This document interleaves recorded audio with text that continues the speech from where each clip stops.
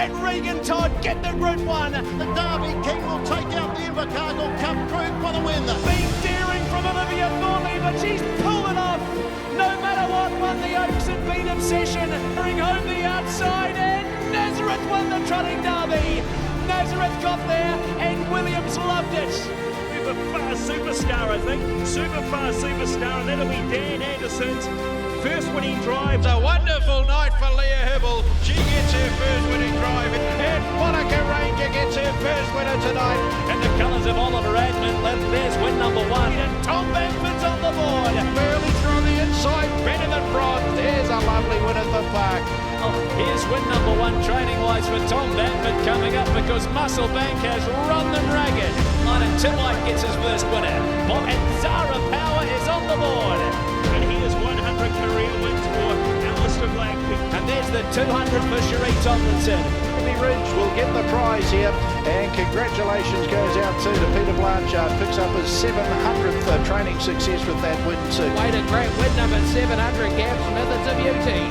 700 training career successes for Michael House. A great trotting crone is Will Williamson. Here's the 700 with Windle Star. And 700 victories for Tim Williams. The milestone victory, young Zachary, just 100 away from the 1,000 club. He gets to 900. For New Zealand Amateur Drivers champion, Leah Williams. Sarah O'Reilly gets maximum points and takes another Macmillan Equine Feeds New Zealand Junior Drivers Championship.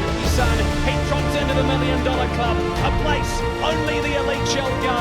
Grazia Love and Morris McHenry won the Trotting Oaks. And Cuda has raced away with the Derby, and Cuda is far too good in a thrilling win. He's straightened him.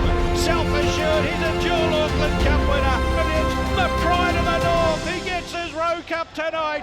Bolt for Brilliance by a half a dozen. Self-assured, it is assertive best, and he gets the race by Ridge. Muscle Mountain's coming. Sunday Sun. Muscle Mountain goes to win the inside. The two big guns are stride for stride. Muscle Mountain. Sunday Sun comes again. He's done it. Sunday Sun is one of the greatest of all times. His third Dominion and a fantastic racehorse. Second across was Muscle Mountain. It was one of the best finishes you'll ever see. Evening everyone, welcome along to the 2022 New Zealand Bloodstock Standardbred Awards. Pretty good scene set there, summarising what's been an outstanding year. Of course, the first ever calendar year that we've run the harness season. My name's Greg O'Connor. Alongside me this evening, I have Nicole Sims. It's been a big year in racing, Nicole. We've had some outstanding performances on the track. Behind us, we saw Copy That get his second New Zealand Cup.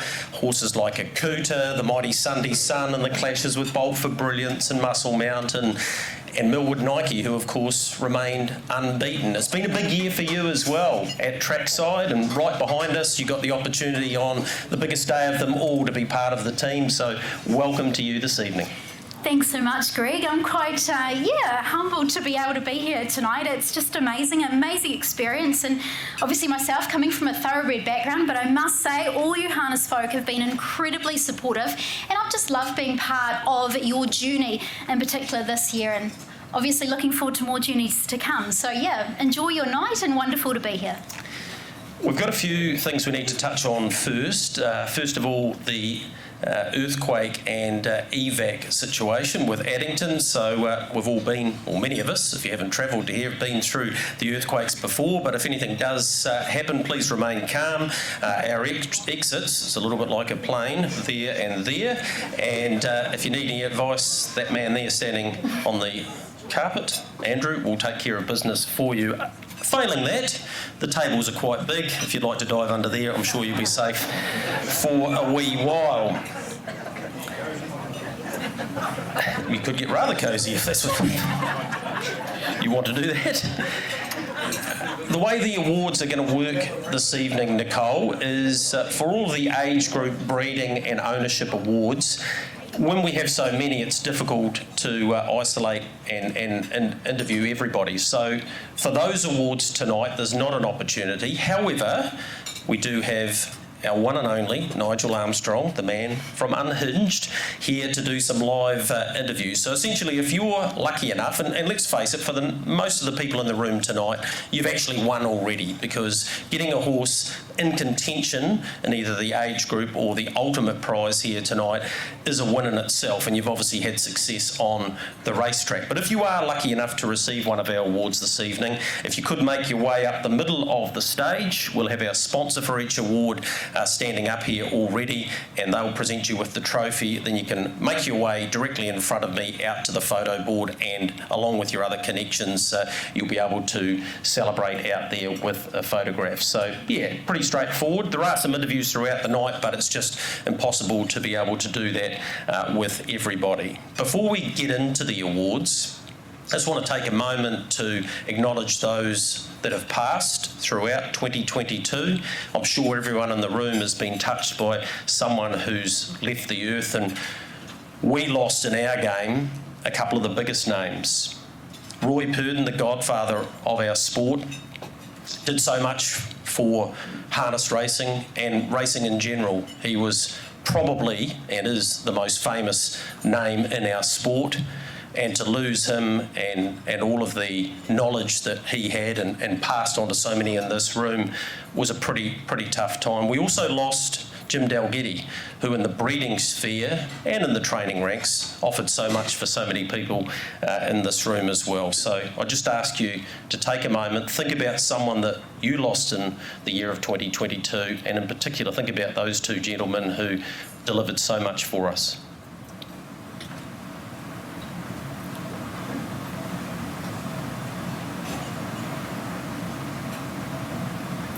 Thank you. They would want us to get on with the awards. Nicole, we've got a couple of other things tonight that have been introduced to the evening to make it a bit of fun, because we're here to celebrate our sport. What can we look forward to outside of the awards? So we do have awards for the best dressed men or women, or both awards actually, and we've got some special judges for those awards as well. We've got Peter Bacon, who'll be judging the best dressed lady, and we've got Karen Brecken, her job, the best dressed man. So good luck to those. What you're saying, Nicole, is if you don't win the prize, go and see either of those two people, because and they are over there as well, just pointing that out. But no, we've also got a lucky draw as well, so everyone who's got a ticket, everyone who's here tonight, there will be a lucky draw. We'll draw that out towards the end of the night. Coasters are on your tables that you can take home with you, so that's pretty cool.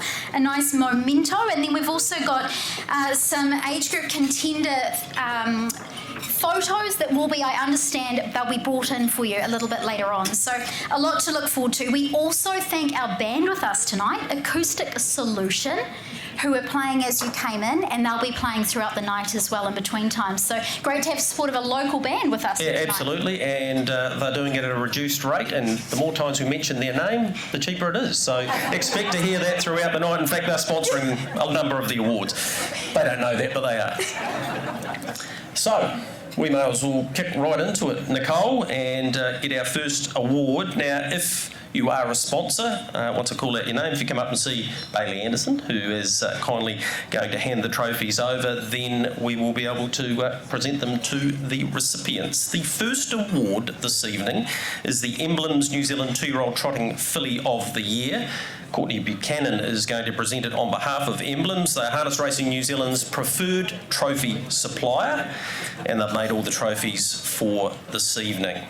We need to have a look at the contenders for the first of our awards. High Energy, the winner of 5 from 5 and over $100,000. She's Bella, who won on 2 occasions and was placed at Group 1 level. Show No Fear also won 2 races and was placed at the same Group 1, and the Ivy League, who was placed at Group 1 level 2. The winner of the Emblems New Zealand 2-year-old Trotting Filly of the Year goes to High Energy.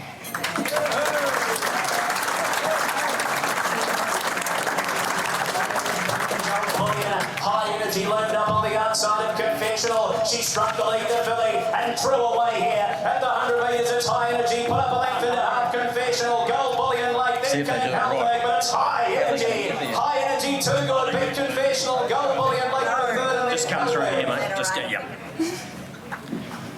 First to break the rules. Give it to. I know. Well, you can't come up the middle, could you?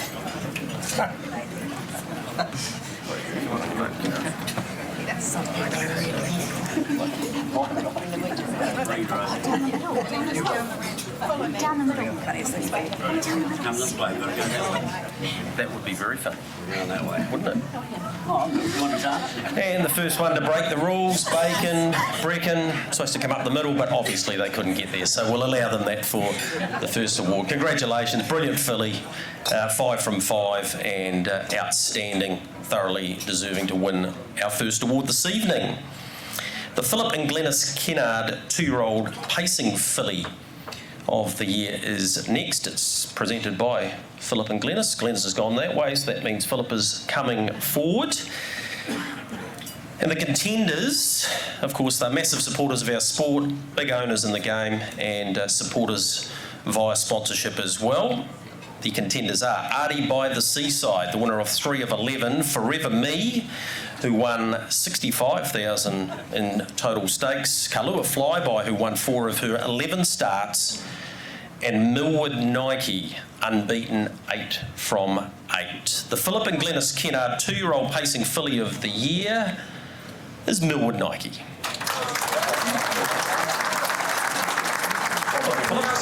Well, you sort of have. Back to the inside is Artie by the Seaside. Millwood Nike level up to Kalua Flyby. Then came Artie by the Seaside, but it's Millwood Nike inside the 100 metres. Oh, she's a perfect race off, and she gets the perfect second race in Group 1. Millwood Nike just brilliant. What a 2.5 on Kalua Flyby. And of course, she's remained unbeaten, winning the NZB Harness Million the other night too. So having a whole lot of fun, the connections of Millwood Nike. Thanks, Greg. We move on now to the 2-year-old colts and geldings.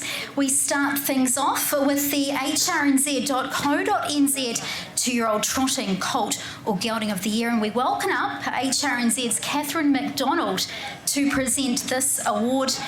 And the contenders are Confessional, the winner of 3 from 8, including the Group 1 win in the Ace of Clubs. Gold Bullion, 2 wins from 4 starts, a 3rd placing at Group 2 level. Southern Diamond, 2 wins from 6 starts, a 2nd at Group 1 level. And Tectonic, who was placed 3rd in the Group 1 Ace of Clubs. And the winner of the 2-year-old trotting colt or gelding of the year is Confessional.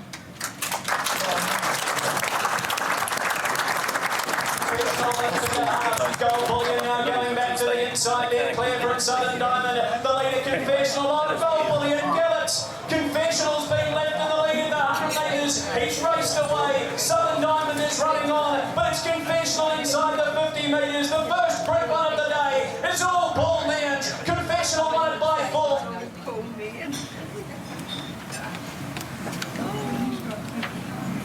Yeah, you go for your life. It's going to happen all night, I can see that. Cheers, Greg. Good on you, mate.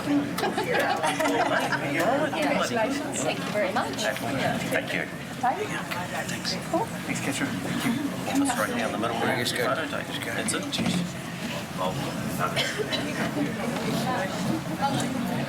Trained by the master in 1P Nian, and she's going to give them a whole lot more fun too.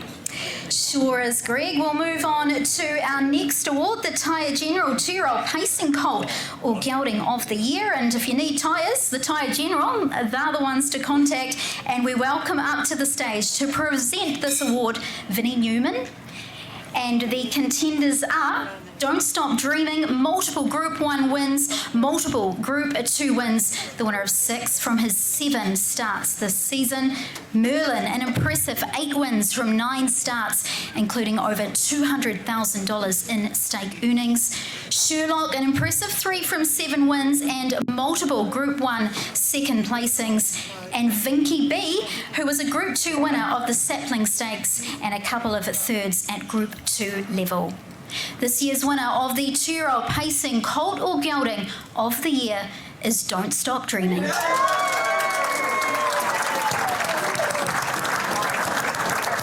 Stop Dreaming about to get the inside run. Ultimator runs on wider. Merlin at the 200. Don't Stop Dreaming the inside. Ultimator on the outside. Merlin in front.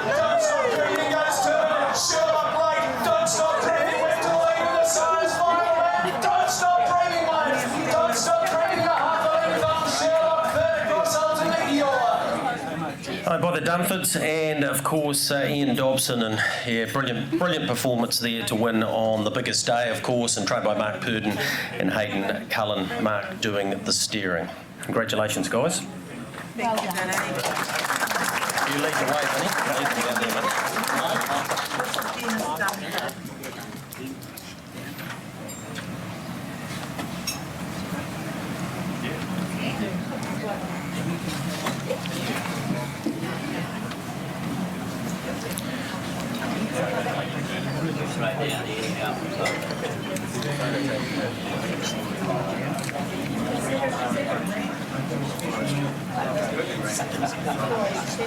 Our next award is the Cruikshank Family Leading UDR Junior Driver, and here to present that is Catherine McDonald on behalf of the Cruikshank family, who have allocated a sum of money for a number of years actually for this specific award. And if you don't really understand the UDR system, it's the total number of drives and it's worked out on your wins and placings. Catherine's making her way back here to present on behalf of the Cruikshank family this year's UDR Leading Junior Driver, and it goes to Olivia Thornley.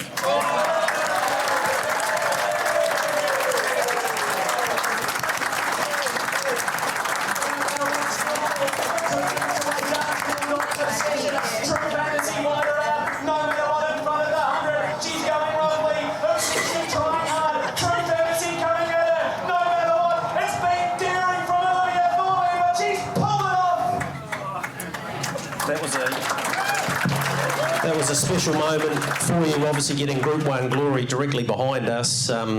It's been a great season for you, Olivia, and that pretty much capped it off. Yeah, no, I had an amazing season getting to drive the horses I've driven and getting all the group wins and that I got. I was so grateful to all the owners and trainers. 19 wins for the season out of 95. Even for someone who went to the Carmen Road Academy for school, I can work out that's 1 in 5 or 20%. That's Hornby High for people who haven't worked that out. That's a hell of a strike rate. Yeah, I was just lucky. The quality of horses I got to drive, it just made my job so much easier at the end of the day. Wanted to talk to you about that because you got to drive our 2-year-old filly of the year, Millwood Nike. You got to drive Don't Stop Dreaming to win a couple of group races. Is that your role at the All-Stars, to get these horses ready for Mark Purdon and the like? Because then they just take over and they win everything. I'm just grateful for the drivers. It's the quality of horses like Millwood Nike. She's a special horse to me, so it's just great to be able to get the drive. What about going forward? Now you've had that stellar season. What can we look forward to from Olivia Thornley? And I guess a lot of it comes down to opportunities and driving yourself. Yeah, no, I just love to keep driving as much as I can. Any drive I can get, I'll take, and I just hope to get the best out of the horse for the owners and trainers. Just back to No Matter What and that race, because it was one of the most exciting of the season. You were in front, she was pulling pretty hard, she had a few tricks, but she got the job done. What does that moment feel like for you going over the line at the ultimate level? Yeah, well, during the race it wasn't pretty, but once we got to the line it was just an amazing feeling, like you've got a Group 1 and not many years a junior can do that, so I was just grateful to be able to do it. Well, congratulations to you winning that, congratulations to winning this award tonight, and I'm sure you'll spend that money wisely. No doubt I will. It's Olivia Thornley.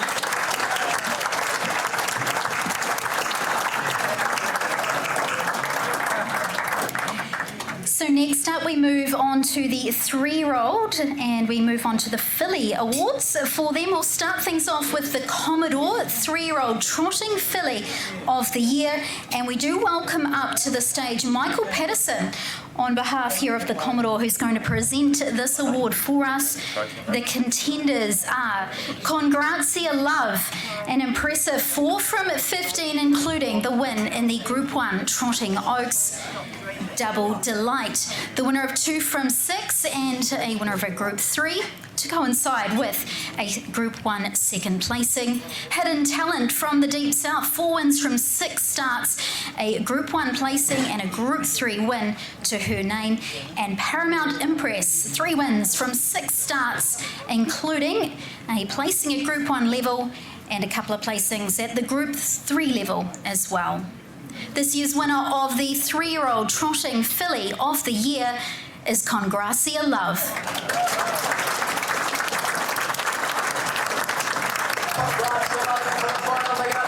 She's put her head in front, the North Islander. Up the inside, Paramount Tempress. Has Congraziolo in front from Hidden Intelligent. Paramount Tempress, Congraziolo, and Morris McHenry won the Trotting Oaks. Congraziolo in a massive effort, beat Hidden Intelligent, third across Paramount Tempress.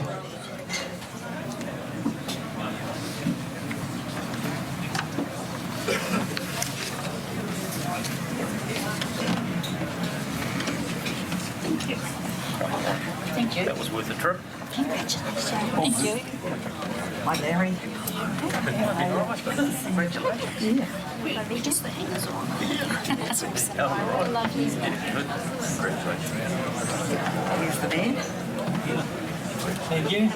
Here's the trophy. Thank you very much indeed. Thank you. Fabulous. Thank you guys. Head down the middle there, straight down. Get your photos. Thank you. Enjoy the rest of your Big night. contingent of owners, including Michael Hill, who I was talking to before, has come all the way from Norway to collect that award this evening. Congraziolo Love, of course, trained by Sean McCaffrey and the Magic Man, Morris McHenry, and the bike. And great to have them making the trip here for the awards as well. That's a super effort from Norway, so enjoy the rest of your night. Our next award is the 3-year-old Pacing Filly of the Year award, and we welcome up Ivan Burns.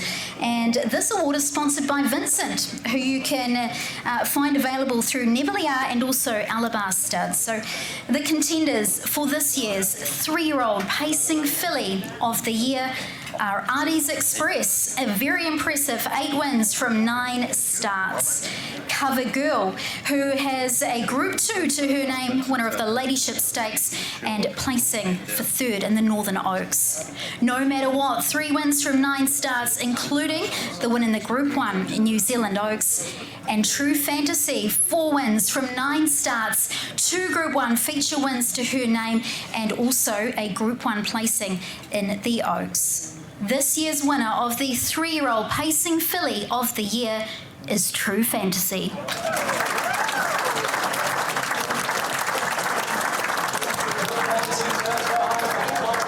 Going for an inside run from Chambray. True Fantasy now called upon. Monaco races 2.5 lengths away, but she's getting clear inside the 100. On you, Jeannie. Small Town is running on powerfully, but here's her 5th Group 1, a star. True Fantasy won the Nearly Half Final. 1 by 4 on Mickey Montana. Obsession up the 3rd from Firmly Blackbird. Great stuff, Jean, all the way from Victoria.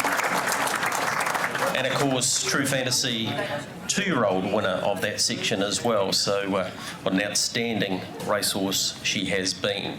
Next award is the Dunstan Horse Feeds 3-year-old trotting colt or gelding. Christy Hill's here from Dunstan, representing Dave Smith and the team.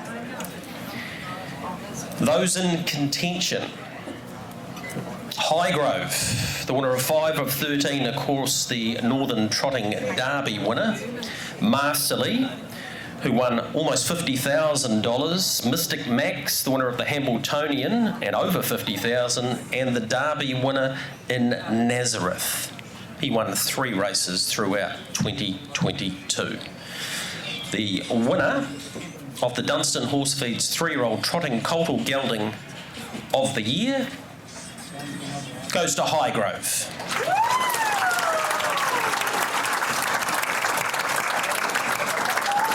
Highgrove, top of the lane by 5, double the line. She's gamely chasing after this quality 3-year-old gelding. It's Highgrove, trying hard, double the line, 100 to go. Highgrove on side legs, double the line, is trying very hard to bridge the grab. The other gap, but Highgrove, the super talented 3-year-old, gets the Northern Trotting Derby. Yeah, brilliant performance from him on that occasion. The Newman's such a big part of the Dunn stable, and this horse has given them so many thrills. That one probably the biggest of them all in 2022.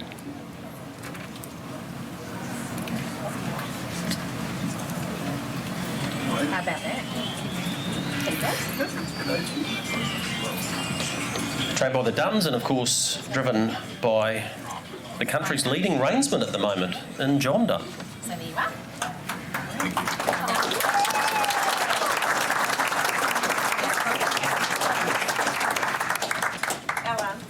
Ellen. Alan's off. He's going quicker than Highgrove went in the Northern Trotting Derby. I'm sure he'll be back, Janice, or you can take Ian to him and he can get in the photo as well. No, not the photo. Not the photo, okay. Next award, don't take him. The Renwick Farms 3-year-old pacing colt or gelding. I'd ask Paul and Pauline to come forward to present this award. Of course, Renwick Farms just had a draft at the New Zealand Bloodstock sales,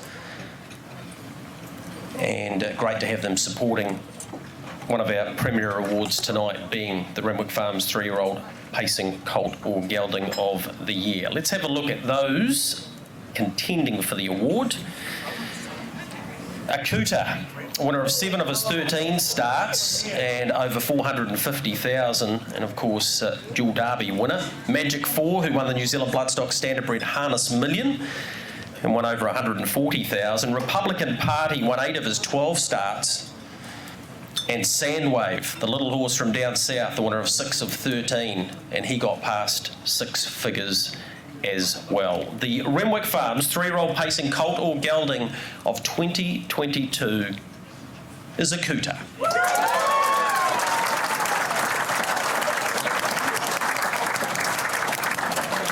Akuta has gone to the lead. He put paid to Republican Party, then came Sandwave and Beats 4, but this is a mammoth effort. Akuta has raced away with the derby. Akuta is far too good, and a thrilling win. He straightened him. Akuta by nearly 10. Brilliant performance in the derby by Akuta, of course, raced by Ian Dobson and also Mark Purdon, trained by Mark and Hayden, and Mark doing the steering. So Akuta, our winner of the Renwick Farms 3-year-old pacing colt or gelding of the year.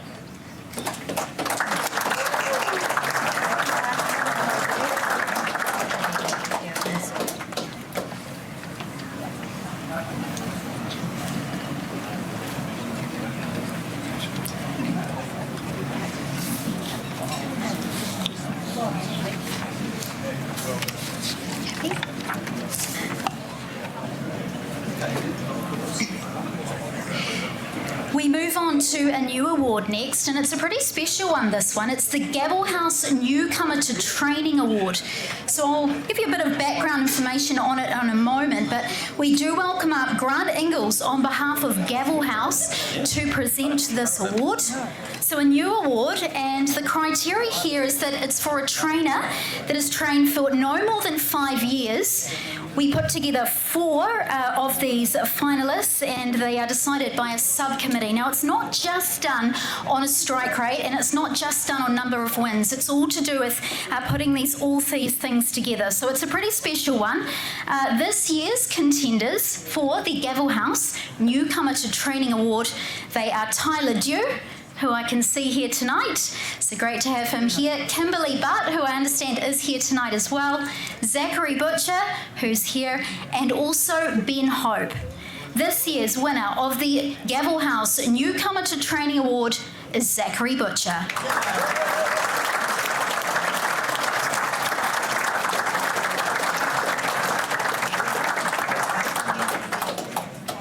People tell you that we can never be as good as your dad and your pop, and well, I suppose not, but my biggest goal was just to be better in my own way and achieve what I could in the way I could go about it. So that sort of stuck through and sort of took the pressure off me, I guess, rather than trying to live up to their name, just make my own name.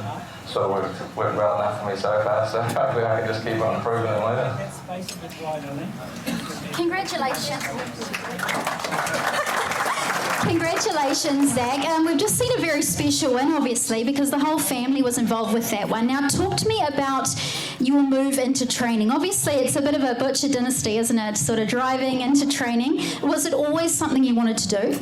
No, not really. It sort of just happened. I was lucky enough to get to Lincoln Farms and was allowed a horse and work, and it sort of grew from there and met people in the game, Lynette Philpott being one of them, and he got a horse with her and, did a good job there, and obviously the family business was Zerai, so it's been a special year and a lot of special wins in it, so it's been very enjoyable. And I feel like for you, obviously, it's a venture into something that, albeit you know sort of what horses inside out, but it's something different, isn't it? Actually planning races for them. The fact that you have Call Me Trouble, a trotter, and obviously Zarias, a pacer, and Zarias being a family horse, it must be pretty special. Yeah, definitely. I just wing it. Honestly, I don't really know what I'm doing. I just hope for the best and hope they go good on the night. Obviously, the help I've had along the way from everyone, the likes of Barry, Pop, Dad, just everyone I've sort of run into. You just take little pieces out of everywhere you can learn, and that's sort of probably helped along the way. But yeah, like I said, a lot of it's just luck. So tell me about goal setting then. What are the goals for the next season? Do you want to sort of build up and have more horses in work, or is it just going to be a wing it and see how we go? Wing it. Yeah, definitely long term, probably not next season, but long term I'd like to get the numbers up and give that a crack. There's a few of the older guys in the room here, they're sort of maybe looking to retire, and the young kids have got to come through and do their best to take over. So yeah, maybe a 5 to 10 year plan, but yeah, when the time's right, we'll definitely give it a good crack. Well, congratulations and enjoy your night. Yeah, thanks, and thanks to all the sponsors that have helped out tonight. It's always good without you guys. These nights can't happen, and everyone else that has put it together. It's fun to be here, so hopefully everyone has a good one.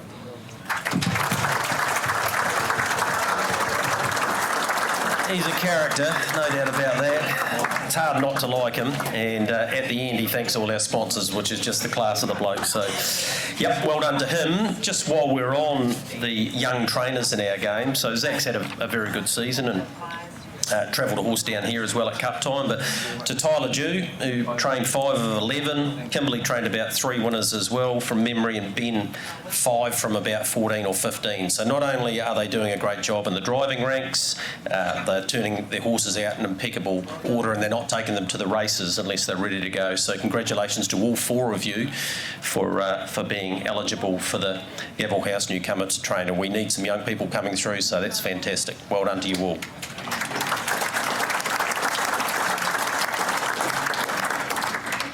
4-year-old trotting mare. This one is with Garrards, and Courtney Buchanan's going to present this one on their behalf. The Garrards Horse and Hound. If you're thinking anything equine or canine, go to their website probably, or go to their shop here at Addington Raceway. They've got everything that you could possibly need. The contenders for the Garrards Horse and Hound 4-year-old trotting mare of the year are the very fine southern mare Peregrine, who's a winner of 4 of 16 this campaign and over 50,000. Resolve, who won 5 times, twice at group level. Simone Lindenny, who won a couple of races, and Time Up the Hill, who won on 3 occasions, one of those being the Green Mile. The Garrards Horse and Hound 4-year-old trotting mare of the year goes to Resolve. Resolve has gone for Hunt though, stepped away, 2.5 lengths on the boss. Peregrine and I Dream of Jenny running on strongly. Resolve the leader at the 100. Peregrine I Dream of Jenny late from the boss. It's Resolve in front though, 2.5 lengths clear, and Resolve won the Group 2. Resolve won it in big I Dream of Jenny. The boss ran 3rd and 4th in Peregrine. She had a great season, outstanding, weren't afraid of travelling with her, of course. Bob Butt doing the driving on that occasion, and that man, Nian, at it again. And of course, out of Habibti, who they won the Derby with the Butts, so yeah, a brilliant breed it has been. Confessional as well, so yeah, it's been quite a good year for them. Moving on to the Brickett Farms 4-year-old pacing mare of the year. You're already here, Karen.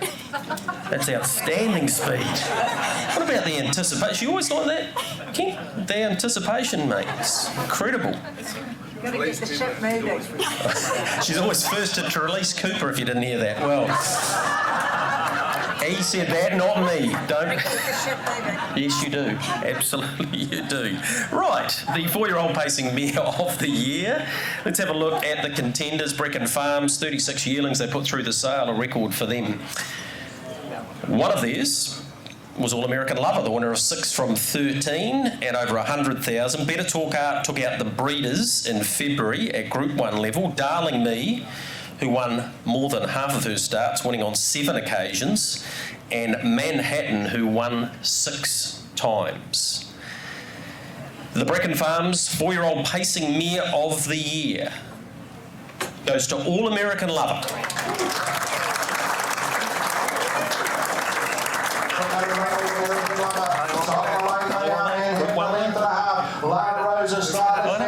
Down the outside, Darling B back on the inside, harder than Diamonds, getting through to is All-American Lover. She's flying in front, Manhattan. All-American Lover, deep on the edge of Biscuit passing lane, and she'll join the elite list of Queen of Hearts winners. Yeah, brilliant performance at Group 1 level. James Storm on driving on that occasion, trained by Steve and Amanda Telfer, and Jill's come to collect the prize. And what a brilliant performance it was from her, winning the Queen of Hearts, beating Manhattan. We move on to our 4-year-old awards next. We start with the Team Teal 4-year-old trotting entire or gelding of the year, and we welcome up once again Courtney Buchanan to the stage. And just a bit of a shout out for Courtney, all the hard work that goes into the organisation and also the promotion for Team Teal. So super work, and it just keeps on building momentum through the years.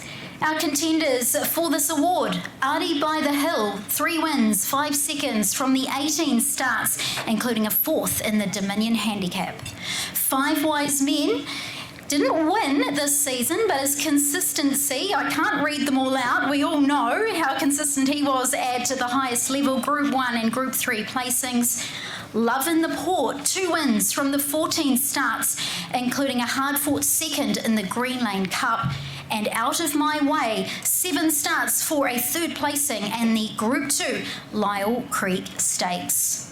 This year's winner of the 4-year-old trotting entire or gelding of the year is 5 Wise Men. Wise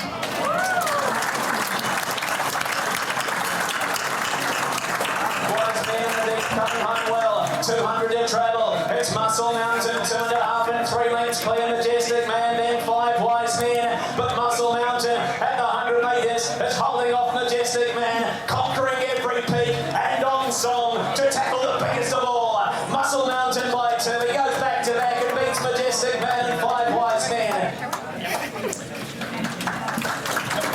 Yeah, he had a great season. He won over 100,000 and took on the absolute best, as you just saw there. Our next award is the Brandwear 4-year-old Pacing entire or gelding of the year, and to present this award, we welcome to the stage Angela Russell. Our contenders are Alta Wise Guy, 4 wins, 3 seconds from the 12 starts, including feature wins at Group 2 and Group 3 level. BD Joe, 5 wins from the 14 starts. Once again, wins in the Group 2 Ashburton Flying Stakes, the Canterbury Classic, and the Group 3 Summer Pacing Cup. Hot and Treacherous from up north, 3 wins from the 18 starts, winner of the Waikato Flying Mile, and multiple Group 1 and Group 2 and 3 placings. Krug, the winner of the inaugural Group 1 Invercargill Cup, giving Carter Dalgety, of course, his first Group 1 winning drive.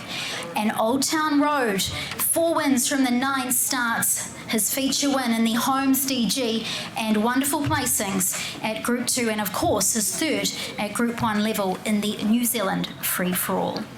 The winner of the 4-year-old Pacing entire or gelding of the year is BD Joe.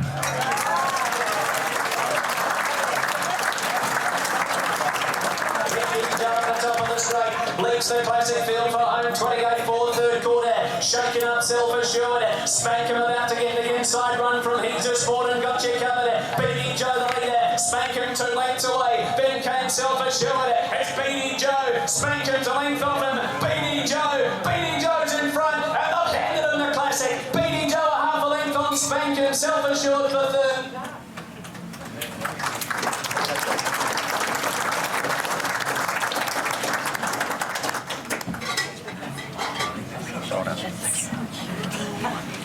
Patience.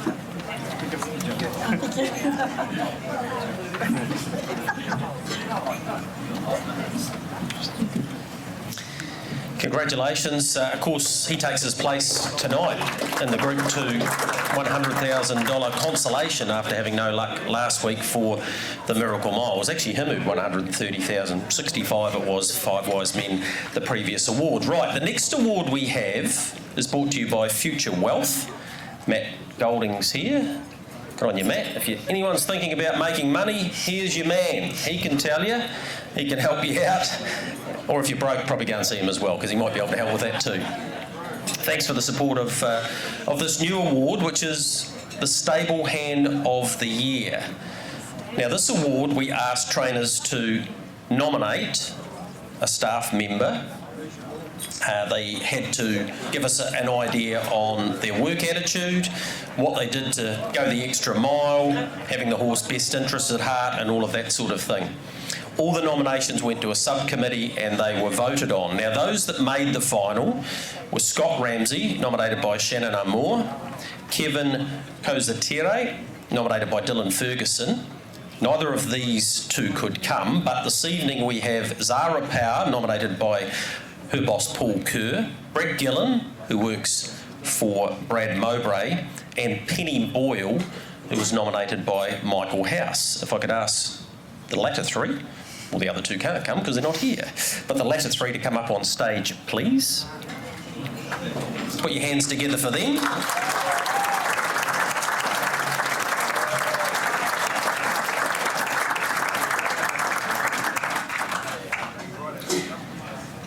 It's a pretty cool award, this. Often these people don't get the acknowledgement that they deserve, but I think Harness Racing New Zealand have come up with a real winner here.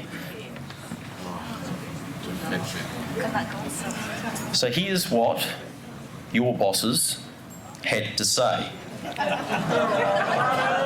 No, this is all good. Zara, we'll start with you. Had a great willingness to learn, always on time, and never in Paul Kerr's 38 years of training has he had a more conscientious worker. Now, Paul's health hasn't been 100% at times, and he was absolutely thrilled to have Zara in charge of his team and doing the job for him. So that's a big up for you. Nice. Brett Gillen, nominated by Brad Mowbray. Of course, Brett was associated with the late Murray Edmonds stable, and I know Brad was delighted to get someone of your ability. So much of what you learned from Murray you've brought to the job, and he was absolutely delighted to nominate you as part of this award. So well done to you, Brett. And Penny, who loves the limelight, not. She likes to hide. She's lucky we've got her in front of that curtain, to be absolutely honest. These are the words of her boss, Michael House. Dedicated, loyal, enthusiastic are just some words that come to mind when I describe Penny. Her love of the horse is incredible, and her dedication to travelling and looking after the horses is the best that I've seen. That's Penny Boyle. Put your hands together for Penny.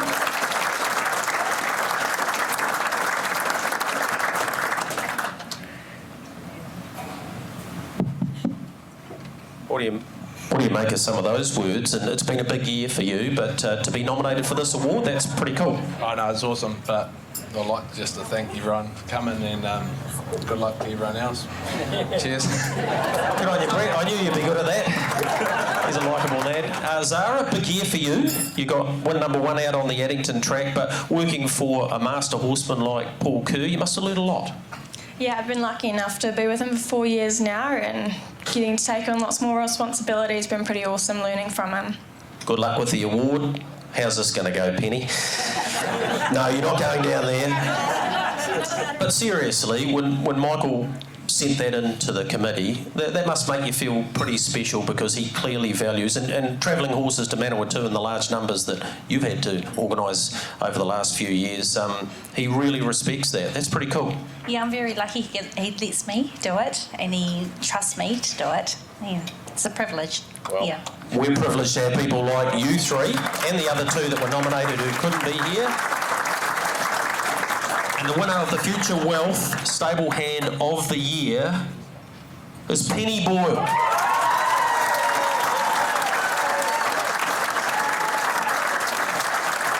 Now, I think Michael J. House is in the house. Where are you, Michael J? No, he's driving a truck home.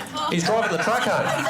Well, that just saved us 10 minutes because I was thinking, how the hell can I get him off the stage in less than that?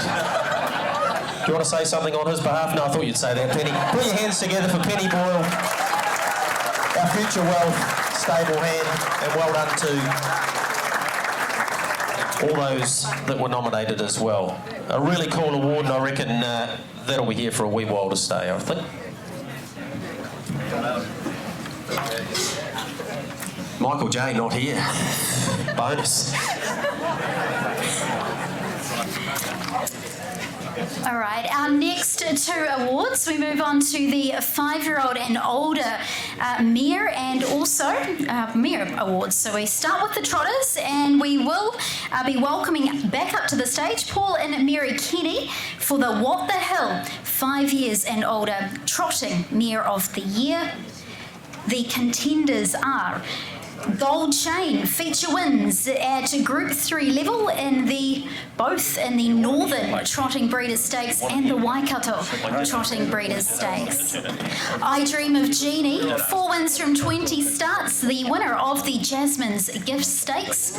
Ruby Ridge, the winner of 3 from 20 with 5 seconds and 5 thirds, so very consistent, the Northern mare there.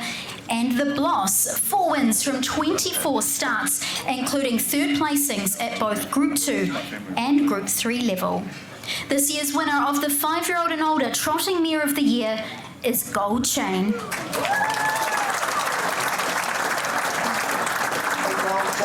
Ruby Ridge, she runs, Kid Cardash, thundering home down the outside, it's Bohemian Rhapsody, Gold Chain. Ruby Ridge from the inside, Bohemian Rhapsody, Gold Chain's coming now. Gold Chain diving in, Bohemian Rhapsody just gets up Gold Chain to take the Waikato and now the Northern Breeders.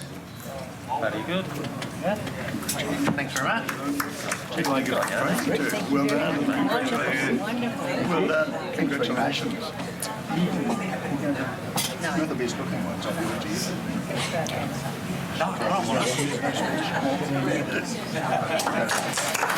Good night out for the butts so far. Thank you. Thanks, Paul.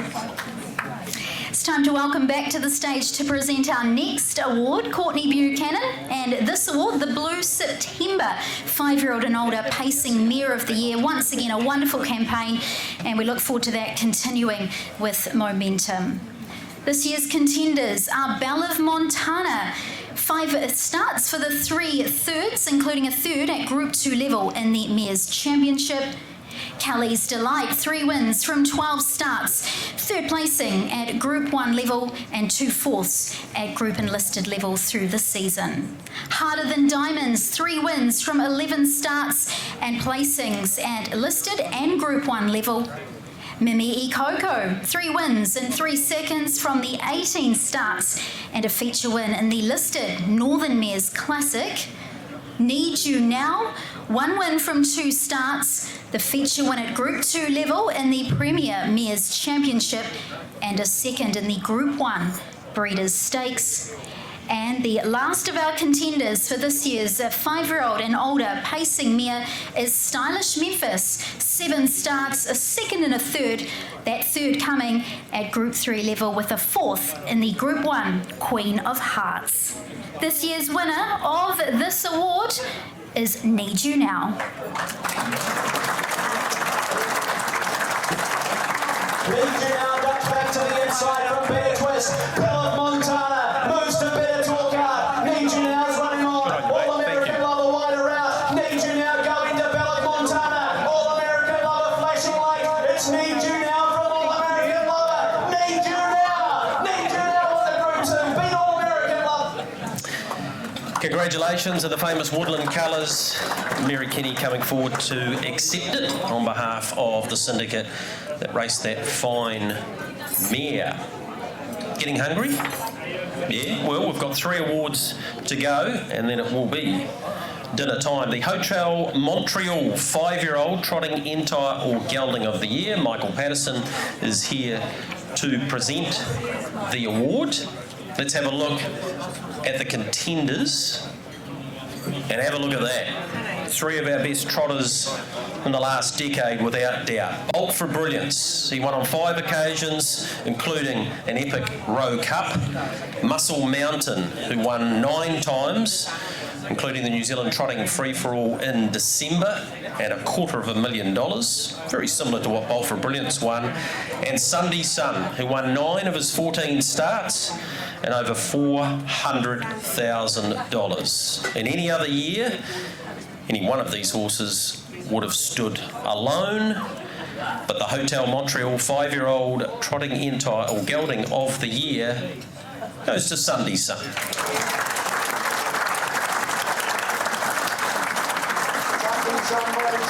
Bolt for Brilliance off his back, then Muscle Mounted, Sunday Sun, a length and a quarter, Bolt for Brilliance, Sunday Sun, Bolt for Brilliance, Muscle Mounted, Sunday Sun, he's holding on, Muscle Mounted, one last dip on the inside, Sunday Sun, well he's going to blow the New Zealand record apart, he's gone 3:16.3.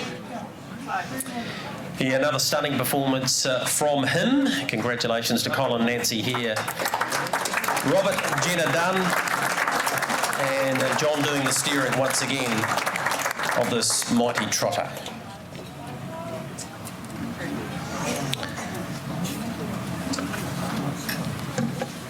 Two to go in the first section this evening. The Woodland Stud 5-year-old and older, pacing entire or gelding, presented by Paul and Mary. Mary, the only one so far who's listened to the instructions and walked around there. Thank you, Mary. She told me that on her way past.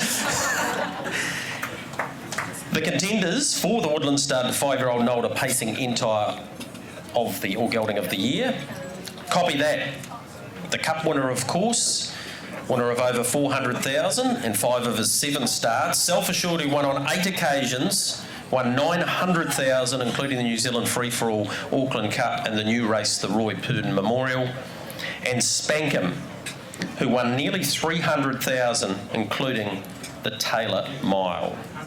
The Woodland Studs, 5-year-old and older, pacing entire or gelding of the year, goes to Self-assured.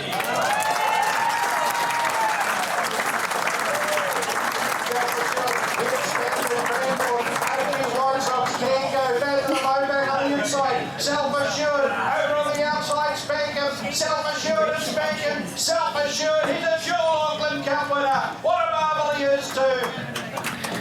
Yeah, brilliant horse, and a brilliant season from him.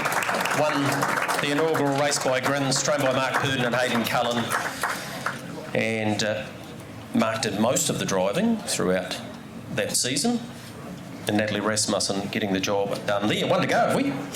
We do. One more award before we get into dinner, and this one is once again a new award this year, so just a little bit of context.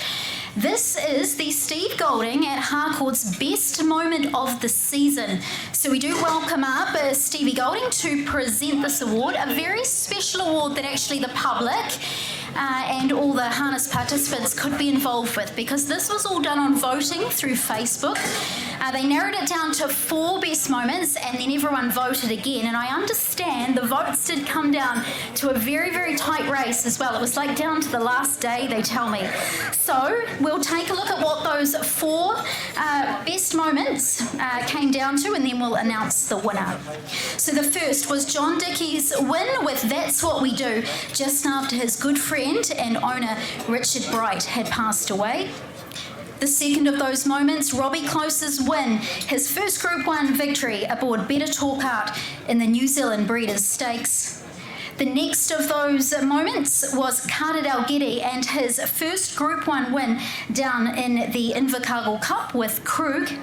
And the last of those moments to vote on was Sunday Sunwood's win in the 2022 Renwick Farms Dominion Trot. So, in the inaugural running of this award, the winner of the best moment in terms of racing for the year, as voted by the people, was Sunday Sun's win in the Dominion.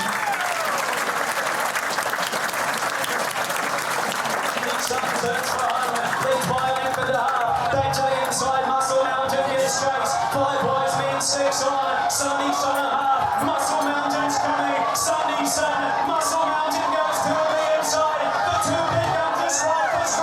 Muscle Mountain, Sunday Sun, continue. He's done it.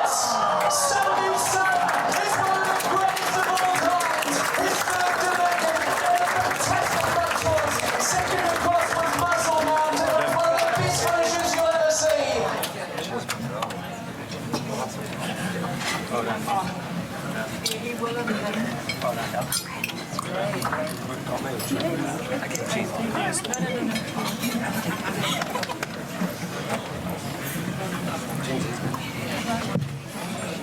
congratulations, team. And look, John, I want to talk about that moment in particular because... Right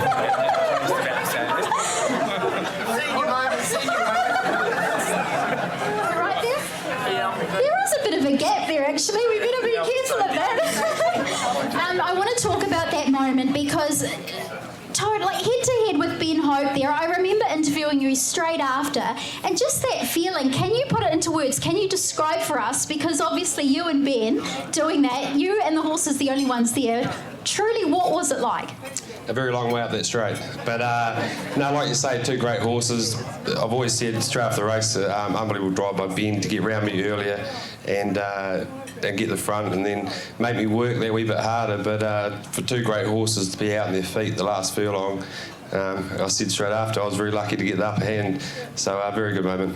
And obviously with Ben Hope coming through, you're both from sort of Woodend, he obviously looks up to you in terms of a driver. So was that something that was quite special for the fact that he just put in such a great drive? And I remember you saying that as well. It just made that moment really special, didn't it? Oh, I sure did. And the Hope's been great family friends right through. Greg worked for Dad and then even Greg's father sort of helped Dad in the earlier days. So, yeah, like very close friends and, yeah, great moment.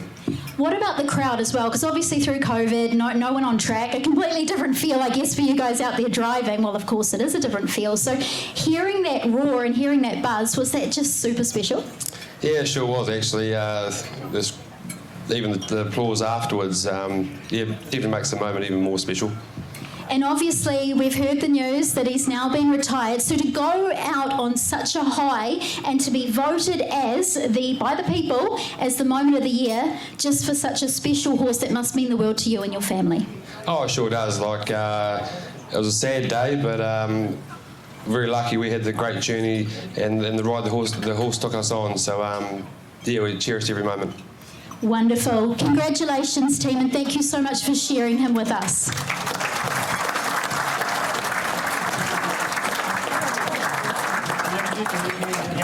That concludes the first half of the New Zealand Bloodstock Standardbred Awards. Enjoy your meal. We'll see you back inside an hour. Just to kick things off, we had a best dress competition this evening. Selected by Peter Bacon. He was in charge of the ladies section, and Karen Brecken was tasked with the best dress man. Okay. Ladies first. Not voted, there's one person's come up with this as the best dressed of the evening. Peter Bacon felt Olivia Thornley was best dressed. Come forward, Liv, there's a prize up here for you.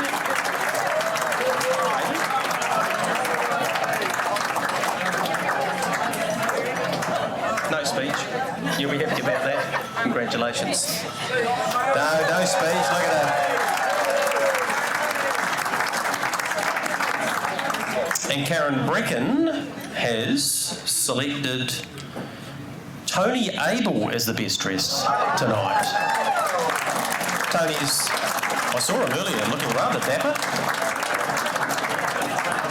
Where are you, Tony? One of the great administrators of our sport. Here he comes. Bow tie and all. Good on you, Tony. Got the outstanding contribution to harness racing last year.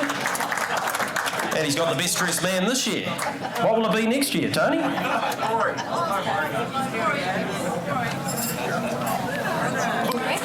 Thank you to the judges.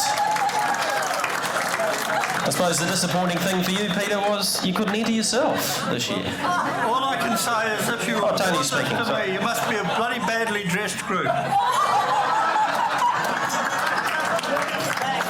Thanks, Tony.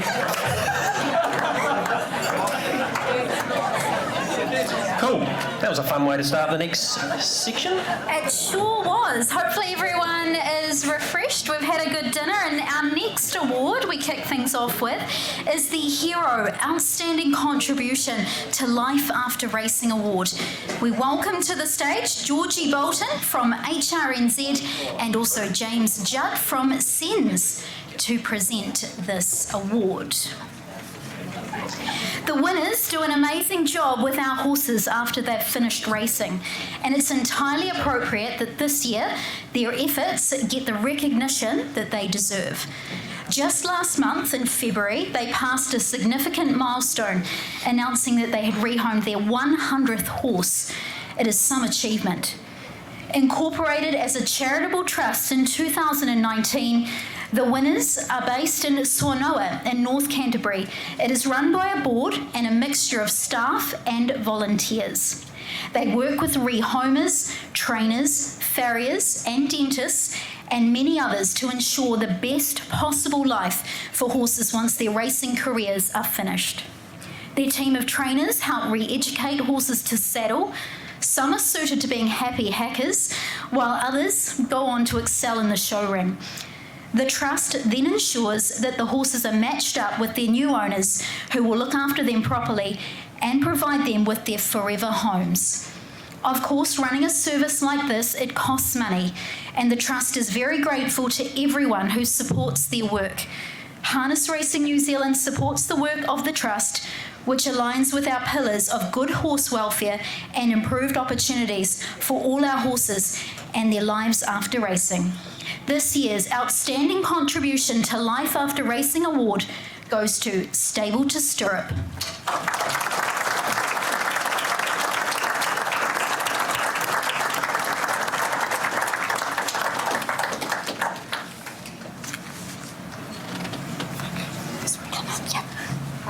They're not brave enough to come up. Here they are. I managed it. Thanks, Georgia.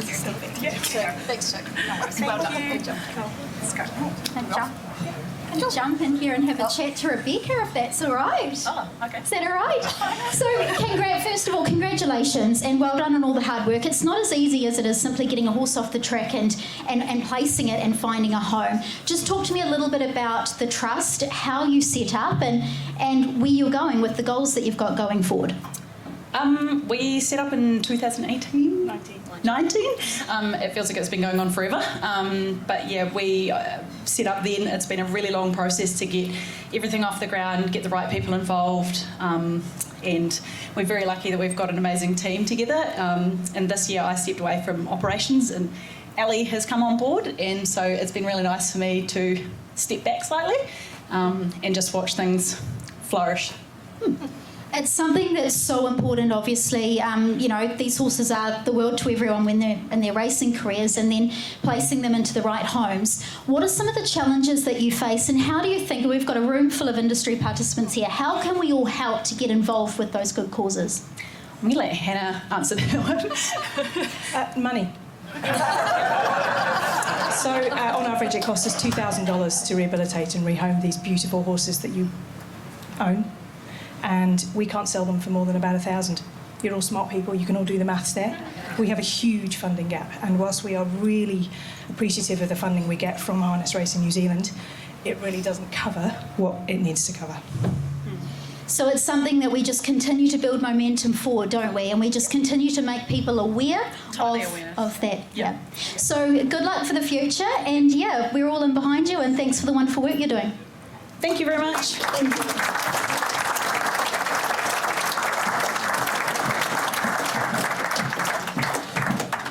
Congratulations.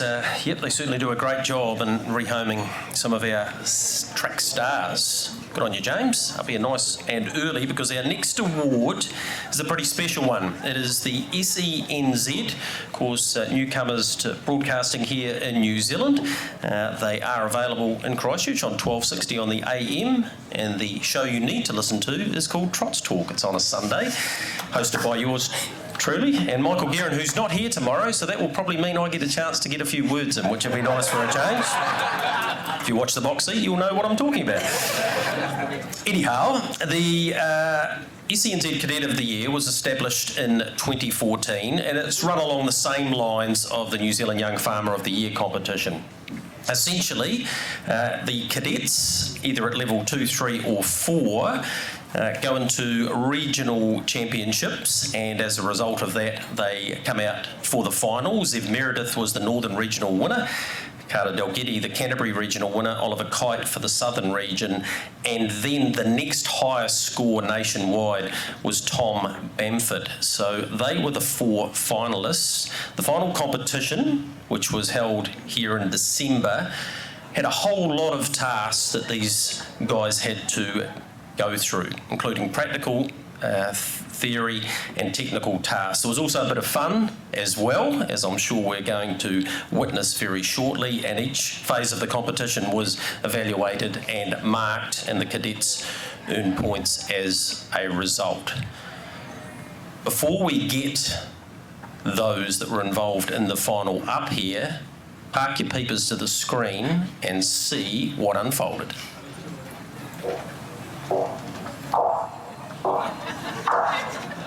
I am Carter Dalgety and I work for Fran and Chrissy Dalgety. I'm Oliver Kite, I work for Nathan Williamson. Thomas Bamford, and my employer is Gavin Smith. My name is Zev Meredith and I work for Anna Donnelly in Cambridge.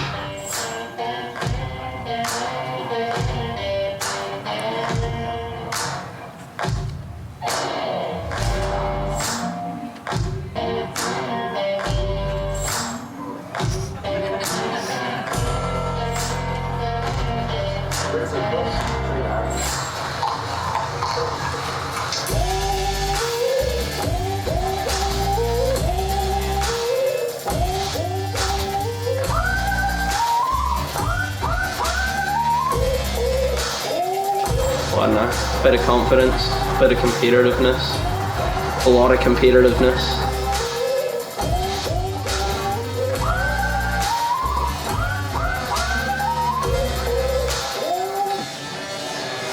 It'd be cool to have bragging rights on the other boys. Because if you finish second, that means you're the first loser, and I don't like losing.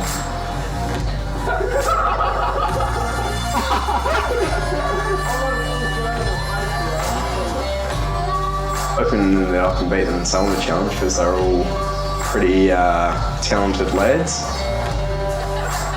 I think I get the feeling Carter might kick my ass though. So.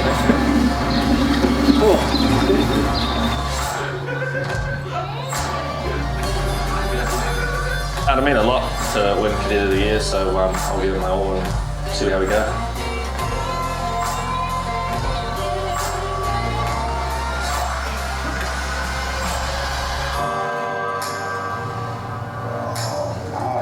There I go. It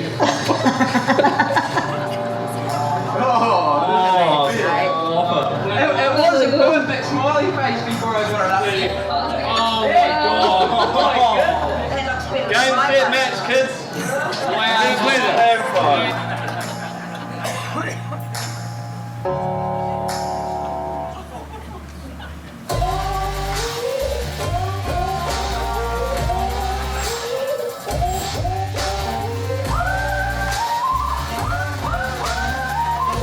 I think I can win because I've done it before.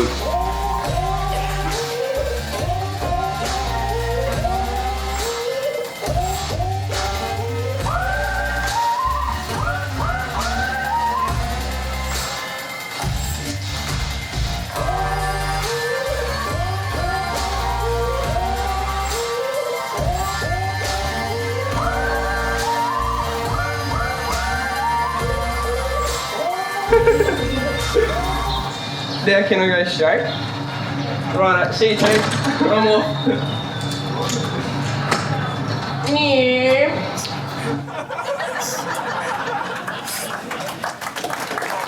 Great way to a bit of fun. Yeah, well, it looked like fun for sure. I may as well ask you, Tom, while I'm here. You got in by being the highest point scorer of the remainder, but yeah, you looked like you were having fun out there. Yeah, just got the late call up just to fill the numbers up. But no, it was a good bit of fun, and now all the boys they've done a fantastic job, so they all deserve this award anyway. So it's just see what happens. I think it's a good idea, Nicole, what they have done, Harness Racing New Zealand, and of course our team from SENZ. The runner-up for this award, I want to turn my back to some of the people that are here, is Carter Dalgetty, who's unable to be here this evening, but we'll make sure we get the award to him. So congratulations to Carter. And the winner of the SENZ Cadet of the Year is Thomas Banford.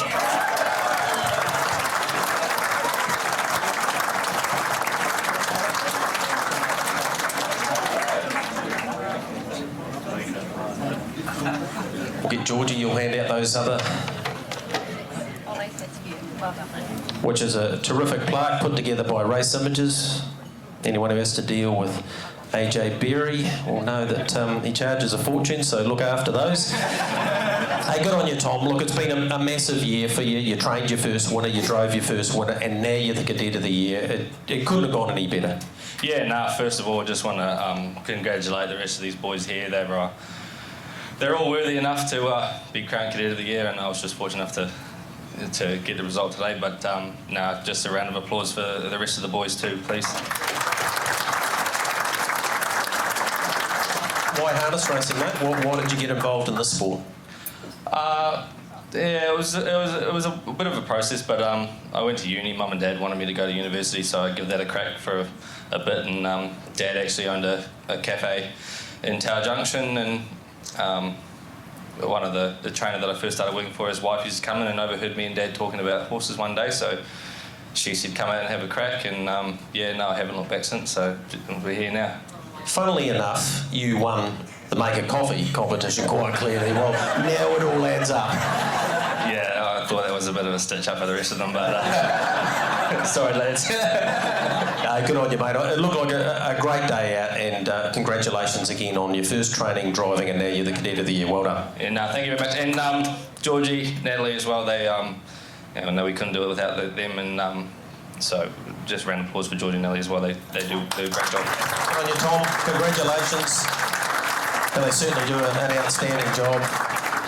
Well done, boys, and thanks for providing us with a bit of entertainment tonight. That was tremendous.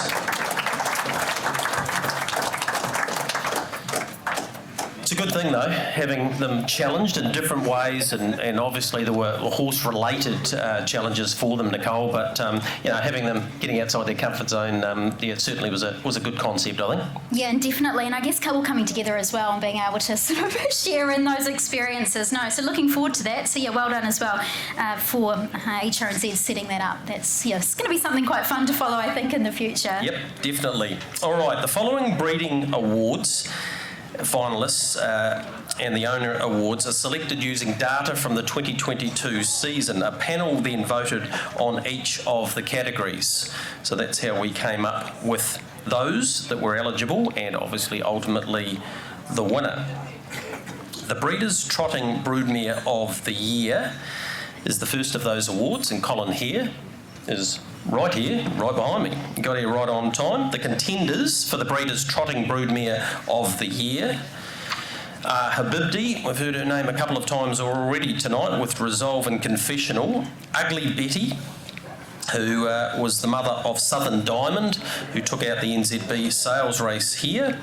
Too Much to Do, who of course is the mother of Bolt for Brilliance, and Heyo, who has won about 8 races, and Contessa Galleon, who's left the likes of I Dream of Jeannie and Uncle Louie. The Breeders' Trotting Broodmare of the Year goes, turn the page over, to Habibdi.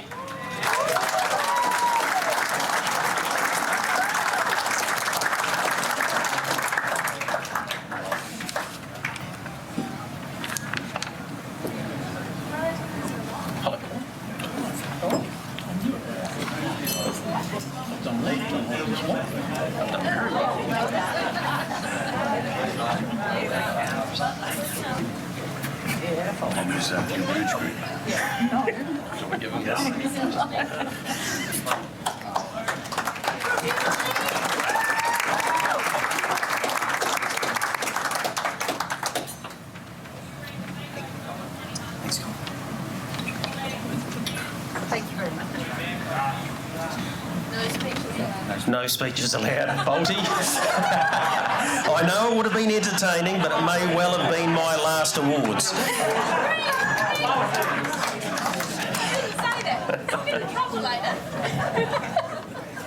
All right. It would have been entertaining, I promise you.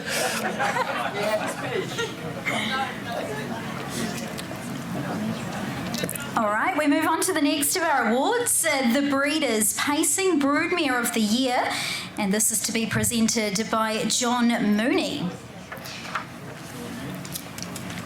And the nominees are Lady Antebellum, Adore Me, Lively Nights, and Miss Elsie.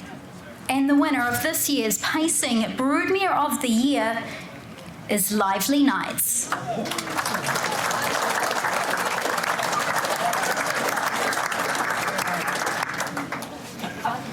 Good on you, Mary. Of course, Lively Nights, the mother of two-time New Zealand Cup winner in Copy That. So thoroughly deserved. Well done, Mary, and the Woodlands team. Paul and Mary Kenny, Lively Nights, doing an amazing job in the broodmare paddock. I think she won about 7 races herself too, so yeah. Yeah, impressive and great always to see them leaving that on the racetrack as well through their progeny. Our next award, the Breeders' Breeder of the Year. So we welcome to the stage to present this one, Colin here, as part of the national representative body of breeders. Let's take a look at who the nominees are for this year's Breeder of the Year. Lex Williams and the estate of Heather Williams, Mrs. KG Carvile, Brecken Farms Limited, and the Renwicks. This year's Breeder of the Year is Lex Williams and the estate of Heather Williams.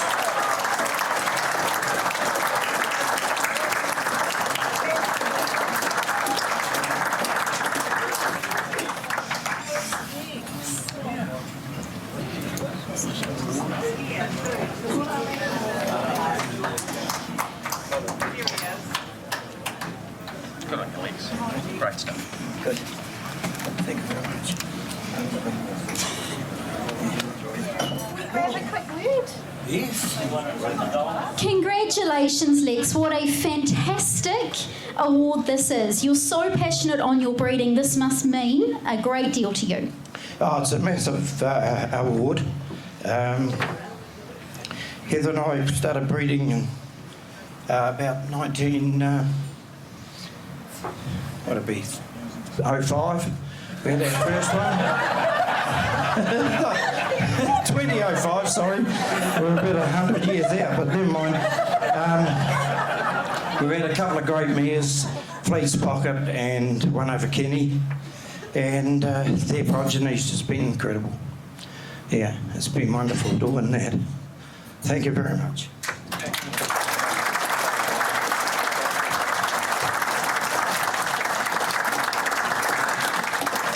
Lex and Heather's breed started on 77 occasions, winning 17 races, a 22% strike rate. So congratulations, and congratulations to those other breeders nominated for that award. You all have a huge mark on our industry, and we appreciate you breeding each and every year. The Majestic Horse Floats Trotting Stallion of the Year. Chris Harris is here to represent Majestic Horse Floats. Let's have a look at the contenders for this year. Muscle Hill, Majestic Sun, Father Patrick, Love You, and Royal Aspirations. The Majestic Horse Floats Trotting Stallion of the Year goes to Muscle Hill.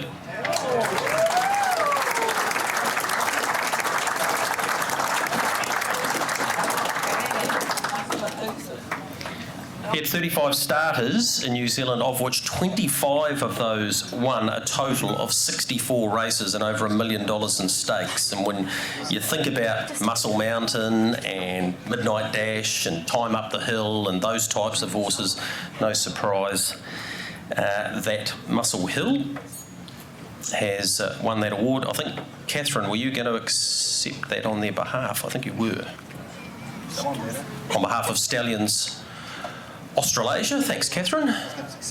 She was deep in conversation there when I rudely interrupted, but yeah, appreciate that. And congratulations to Stallions Australasia for going back-to-back winning the Trotting Stallion of the Year.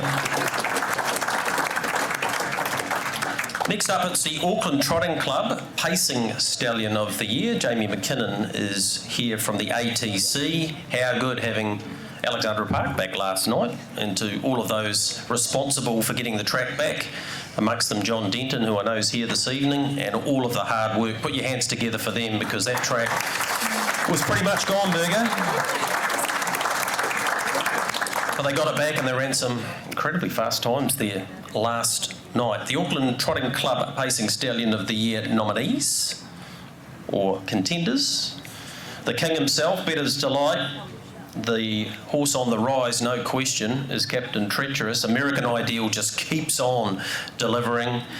And the Always Be Mickeys also had a very good 2022. The Auckland Trotting Club Pacing Stallion of the Year. They call him the King for a reason. Better's Delight.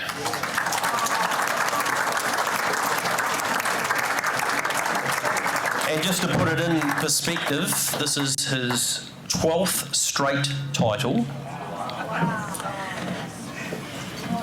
And the champion of stallions, Vance Hanover, only won it 9 times. So that really sums it up, what Better's Delight's been able to achieve. So congratulations, guys. That's 12 on the bounce.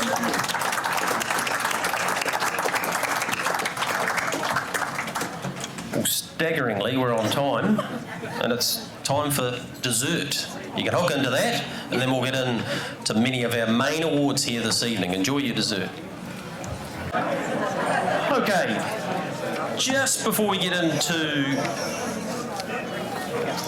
the home straight, if you like, in terms of our awards, these nights don't just fall together. They take a lot of work in behind the scenes. Courtney Buchanan's headed that up, along with the likes of Emily, Dave DeSoma. Bailey came in out of nowhere from the sideline today to help us out as well. And everyone from HRNZ who've put tonight together. Would you please put your hands together for them? I thought it was important that we acknowledge what they've done, because thus far we haven't stuffed anything up, Nicole, so things have been going well. So a big thank you to the team from HRNZ. They're an important set of awards and they need to be done properly, and I'm pretty sure you'll all agree thus far that has happened. I should have probably left that to the end, shouldn't I? But anyway, we've done it now. Right, Nicole, let's move on with the next of our awards. Okay, we'll start the next section of the awards off with the Addington Raceway Owner of the Year Award, and we welcome up Tim Sissons to present this award. All right, let's take a look at who we've got for this one. Mrs. Jean Feast, Montana Park, M. Tanev, and Charles Joseph Limited. This year's winner of Owner of the Year is Mrs. Jean Feast.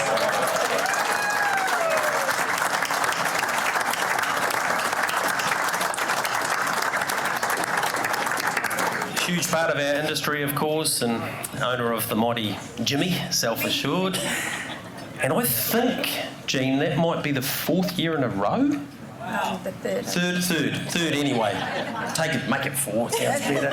I think, Nicole, are you going to have a yarn to Jean about what she's been able to achieve? You got that?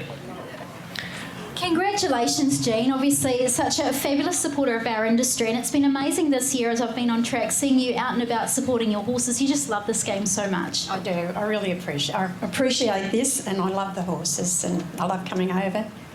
What is it so much about the industry that you love? Obviously, the horses are a huge part, but also, I guess, the people and the whole atmosphere? I think the people and their affection that they have for the horses and the love of the horses, and I think we just all enjoy our horses. Wonderful. Enjoy the rest of your night. Thank you.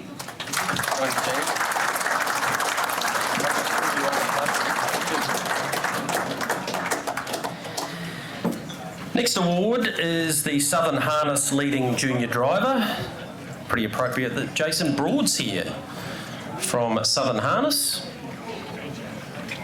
Here he is, making his way forward, does all the work down there in the office along with a big team for Southern Harness.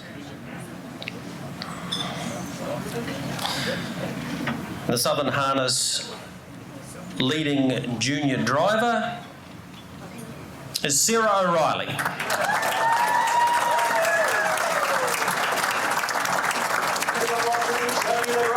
So it's the boss heading the lead. The outside King of Love, Madeline Stowe with the inside run. And then Prince Decker. It's the Gloss in front. Madeline Stowe coming. The Gloss. Madeline Stowe tries hard. Sarah O'Reilly won it last year. She'll win it again. It's the Darren de Philippi Memorial to Sarah O'Reilly. 2 years in a row. The Gloss won it from Madeline Stowe. Good on you, Sarah. Congratulations. That was a pretty special win. I know it was as special the year before winning that race, but part of a real highlight year for you.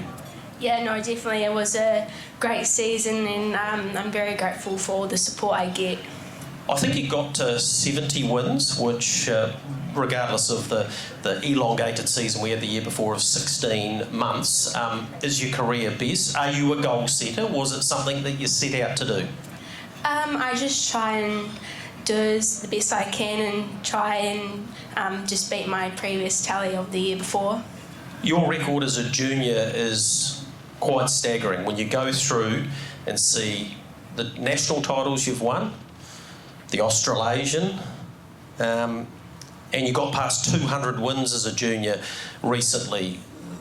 This is things that you couldn't possibly have thought were on the radar when you started out in this role. Definitely not. Everything that I've done, I never expected it when I first started driving, so it's all been so great. And yeah, I've got all the people that give me drives and the owners that put me on their horses to thank. You've also got Zach Butcher to thank, because when I came over before and said, "How's the interview going to go tonight, Sarah?" he filled your glass. Yeah, and I didn't drink it. Well, that's even more impressive, because I remember the first time we had a chat in an interview situation and it went something like, "So Sarah, why harness racing?" "I like it." And that really wasn't going to go too far, that conversation, was it? But you've certainly come a long way in that regard, and you've got to thank the people around you, as you said, your mum and dad, Jared and Jane, obviously the time you spent at Kentuckiana, you're doing some work with Brent White now, so all of these people have had a huge influence on you. Yep, definitely. I started out at Bruce Negus's, and he gave me a lot of drives when I first started driving, so that helped me out a lot. And then I did move to the Dalgiddies, and they put me on some really nice horses, which helps you out a lot. So now I'm at Brent White's, so yeah, it's all been good. And you went to the New Zealand Bloodstock yearling sales, and you made a purchase. And I think it was an off-the-cuff purchase, wasn't it? Yeah, I wasn't really planning on it, because I've got a foal, but I was just looking at the catalogue the night before, and I seen that horse in there, and I thought, might be okay, so... Might be okay. Well, it was 25,000, I think, from memory, so it might be okay, yeah. Yeah, we'll hope. Oh, we're back to the one-word answers. That might be enough. Congratulations to you, Sarah. Great achievement again this year, and yeah, you're driving like a superstar. Well done. Thank you. That's Sarah O'Reilly. I think she's leading the way in the Team Teal as well, with about 9 or 10 wins, and like... she's a real crack up. When you get an opportunity to sit down and have a chat to her, especially with maybe that glass that Zachary was trying to get her a drink before, she comes out of a shell, and yeah, it's good fun. I'll promise you that. All right, the next award we have is the SENZ Leading Driver. This is presented by James Judd again. Good to have you up here, James. Our champion driver for 2022 is Blair Orange.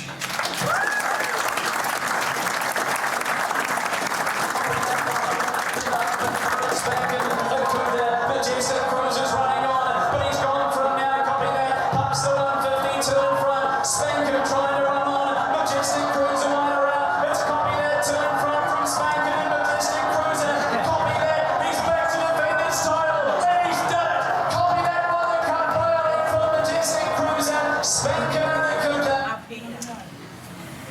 Never gets old listening to that commentary. No, I quite enjoy that, Greg. It's, yeah, I like that one. You've liked it 3 out of the last 4 years, to be absolutely fair, because that's become your race. Yeah, a bit of luck, mate. Just lucky enough to get on the right horse, and things panned out pretty good for those races. And yeah, it's hard enough getting a drive in the race, let alone win it. So yeah, no, it's very good.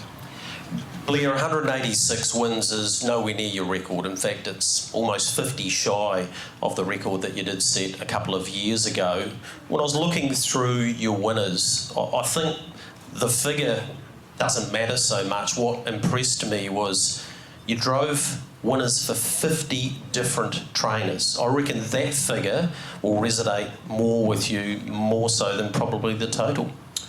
Yeah, I didn't actually know that, Greg, but yeah, I get a lot of support from the bottom of the south to the top of the north, and you know, whether they're big trainers, little trainers, hobby trainers, it's just very rewarding to drive winners for everyone involved, and you know, and the owners as well. So yeah, just very lucky to get the opportunities I get up and down the country. That was your 5th straight premiership, halfway to Dexter Dunn's total of 10. Is that what inspires you now, sort of, to have a crack at that? Not really, mate. You know, Dexter's one out of the bag. He's a champion, and he's showing what he's doing in America now. So, no, I'm going to say no. Your son Harrison, Harry's starting to make his way in the game. I see he was driving at Huranui. He drove a winner there too, I think, as well. So the Orange name is certainly going to continue on in the sport. Yeah, Harry's going all right. He's out there working for John and Jenna at the beach, and Johnny's talks good about him as a driver, and he drove good at Huranui that day, and yeah, hopefully I can be in a position to help him out if that's what he wants to do in the long term, and yeah, I'd be quite happy to sit back and watch him carry on from me later on. You were announced this week as the New Zealand representative at the World Drivers' Championship. You'll be driving in 3 different countries, 20 races, and about 4 different tracks. You must be excited about that and the opportunity to ply your trade around the world.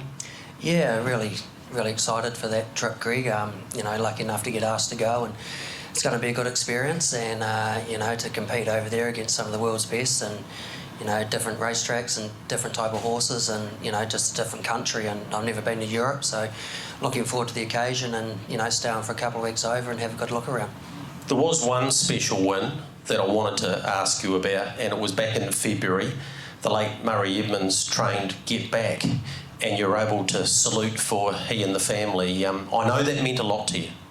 Yeah, for sure. You know, it's very humbling when great guys like that pass away, and you can actually get some victories for the family, and just boost a bit of morale around everyone. And yeah, it's the least you can do in a tough time like that. And yeah, the most you can help out, it's the better. But you're just such a small part of something, and when someone's going through such a tough time in life, but yeah, anything you do to help's the best.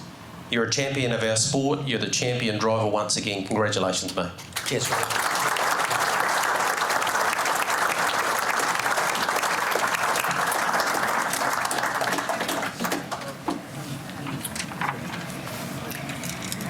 Our next award is the Harness Link Leading Trainer Award, and we are welcoming back to the stage Georgie Bolton from HRNZ to present this award on behalf of Harness Link.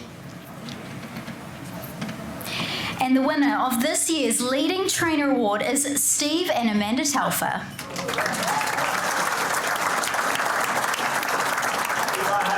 Express lead loose on the turn, and this class finally week for home. She had overdrive 3 to 4 lengths in front. Monaco Grace running on from playfully, but it's all Ladies Express. She's a stunner, and she's a Southern Oaks winner. She won it easily.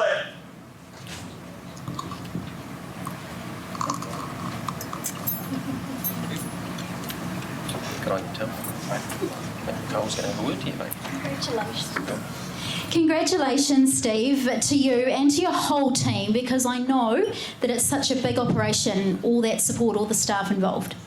Yeah, look, you certainly couldn't be where we are today without the great staff that we have, and you know, it's a very important part of what they do. talk to me about the operation, because obviously big risks involved, just the sort of big leaps you've made in terms of numbers, in terms of setting up the stable down here. Obviously challenges ahead, but certainly it must give you so much confidence. Well, it does. Yeah, we're just you're trying to put the right people, in the right positions, and we think we've done that, and we're very happy with the staff we've got and the preparations going forward. So couldn't do it without Steve and Jill. So very pleased.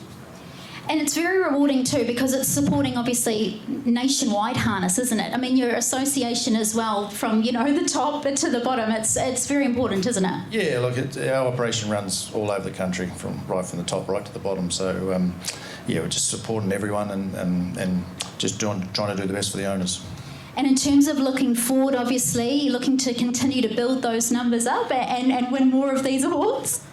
Oh, I don't know about these awards, but no, Steve's been active again and certainly given us plenty of work to do over the next 12 months. Well, keep up the good work, and it's great for the industry to have obviously your support and all that and sort of investment that's going into it. Yeah, no, thanks a lot. Good on you, Steve. Great effort, Steve and Amanda. Amanda's across at Menangle, of course, Speedy Joe in tonight. And we look forward to seeing him race in about just over an hour. All right, our next award is the Diamond Racing Pacer of the Year, and we are welcoming up to the stage to present this award on behalf of Diamond Racing, John Dunn. Well, actually, it's the way better half and Jenna. They must have swapped on you. Wonderful, they've done a swap on they've swapped on you, Nicole. Lovely to have you up, Jenna. That's great. Well, it's time to announce this year's winner of the Diamond Racing Pacer of the Year. And the winner is Self-Assured.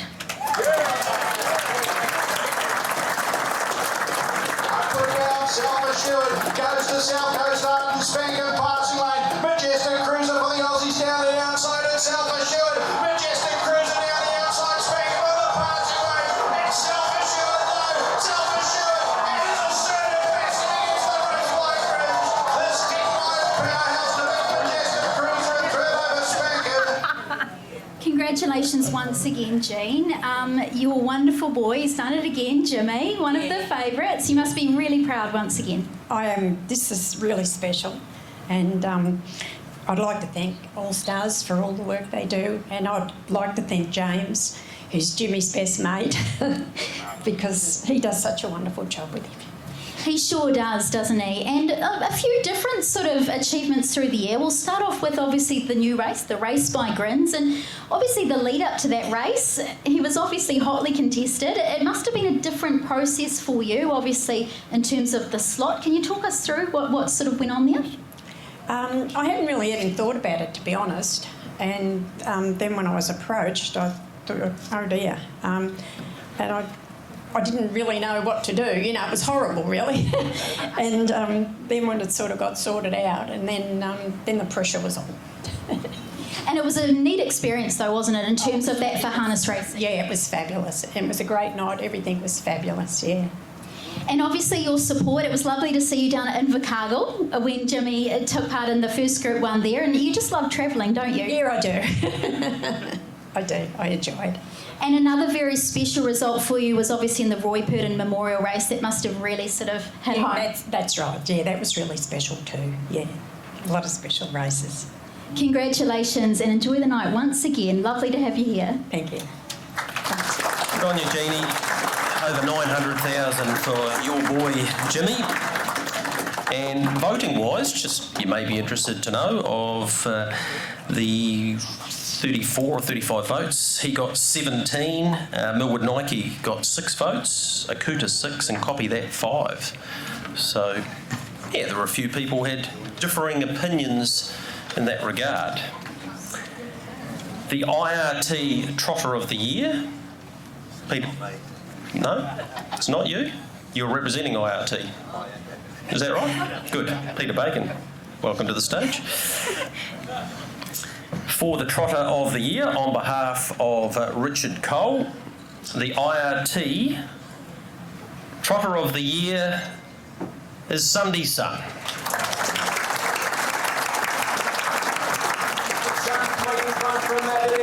Heavyweight Heroes running on, but it's Unsung. He's 3.5 in front from Heavyweight Hero. Then came Five Wise Men. They're not getting there, Unsung. He trots into the $1 Million Club, a place only the elite shall go. Unsung wins it by 3. Second, Bataderos. So this brilliant trotter, who we now know has been retired, has taken out another trotting title, and what a remarkable season, culminating in multiple Group 1 wins again, and the ultimate race that the people voted on and said was their moment of the year. Trained by the Duns, Jenna, who's giggling away over there, and RJ, and of course driven by John. Colin, Trotter of the Year again, a fantastic accolade for this little horse, as described by Michael Guerin in his article today, who has just given us so much. Yes, it's quite sort of humbling, really, to think that he's achieved all of these things. And as you say, he is only just a little fella, but he's certainly got a big heart. No question about that. He won $450,000 in the season of 2022 and won just about everything. What was it like going to the races with him? And the expectation of the punters was quite clear, because often he was a very hot favourite. What was it like for you and Nancy? Did you feel the pressure? Oh, you certainly feel the pressure. And in some ways it's actually much better when you go to the smaller towns where you're not so well known, like Domacar, when we took him on tour, Domacar and Invercargill a couple of years ago. Those were sort of, in a way, sort of more relaxing, and everybody expected him to win, but we weren't known. Whereas when we go to Addington and Alexandra Park, we're actually known, and the pressure is then greater, because people are coming up to you and wishing you well and so forth. Whereas we just want to sit quietly in the back row and just watch, really. It's an incredible era for the trotter, and I mentioned it before. If Bolt for Brilliance, Muscle Mountain were in a different era, they would be the dominant trotter. It's been an incredible time to have your superstar, hasn't it? Yes, it has, and there's been some wonderful trotters through the last 4 years with him. You think, Winterfell, Majestic Man, who had so many seconds through his career. Yes, there's a tremendous number of very good trotters. Well, we congratulate you on another title with this guy, and we know what he's going to do as a retirement, and we'll get an opportunity to see him in the saddle. We've already seen that, so there's a life after racing for him, which I think is fantastic too. But congratulations on winning the Trotting Award tonight. Thank you very much. Colin and Nancy here, and Unsung.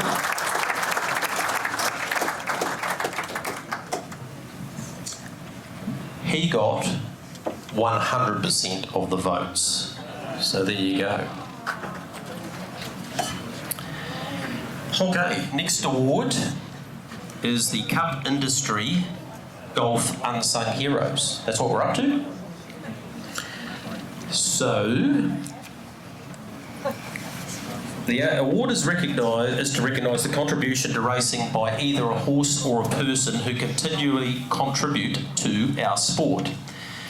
They're not all big winners of the major races, but the people or horses who keep our industry going. They are not necessarily paid for that role, but we wanted to acknowledge them in a way under the Unsung Hero banner.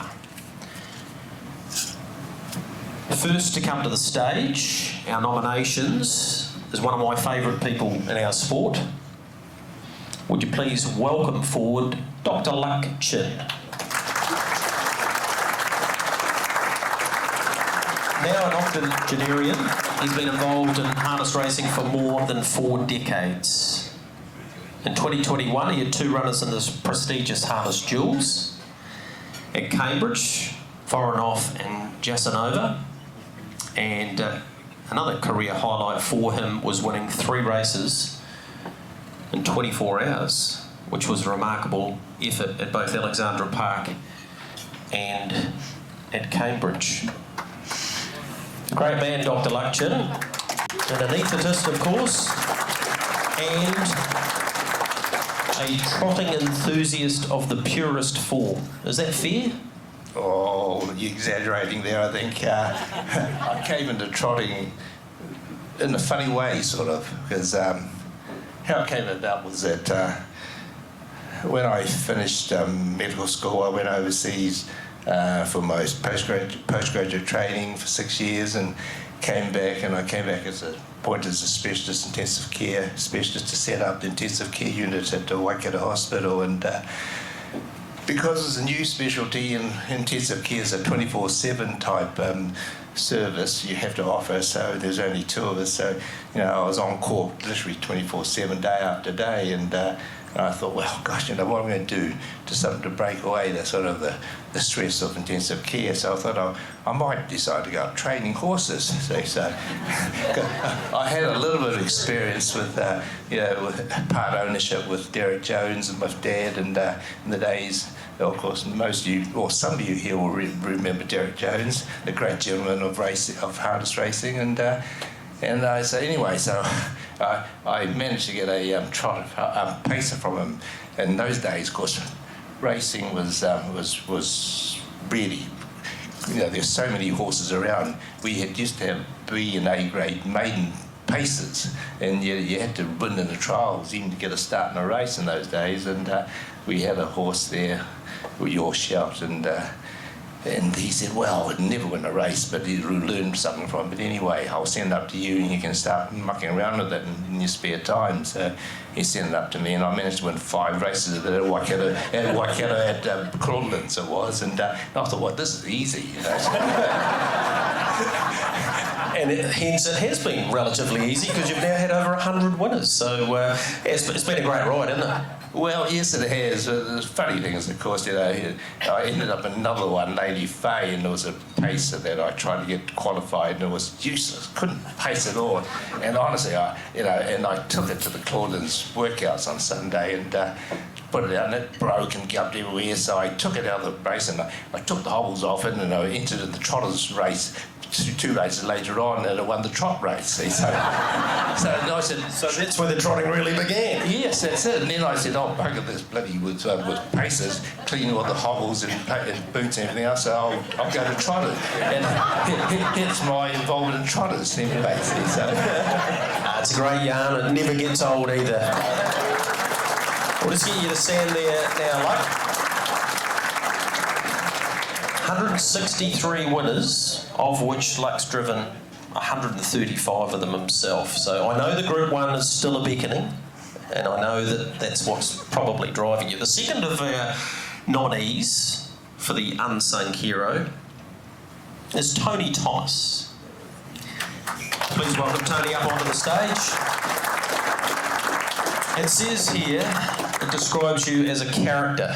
Well, anyone who knows your tone knows that's exactly right. You'd be probably a lot more comfortable if you were sitting at a table with a box of beer sitting beside you watching the races on TV. I know this is not your go in life, mate, but your contribution to the sport has been enormous.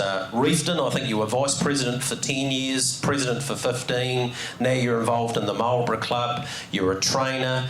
You had great success with Kerwin's Reward, who I remember in recent time, Bodisha, who finished second here in the Group 2 recently. This is your sport, isn't it? This is what you love. Yeah, it is, Greg. Yeah. Oh, great. Maybe this is about, this Hero O'Reilly, that's what it's described as. This is about the time we need that crate beside us, isn't it? Yeah. I was a bit embarrassed to be nominated for this, but humbled to be up here with Luck. Yeah, but that's what you are, and your involvement at Reefton, from mowing the track and mowing all around the racetrack, and then going to Blenheim and doing the same stuff. And this sport is built on volunteers like you, Tony, and without you guys, particularly around our circuits, we wouldn't have them. And that's what's so special about our sport, is the opportunity to go to Reefton, to Westport, to Blenheim, to Nelson.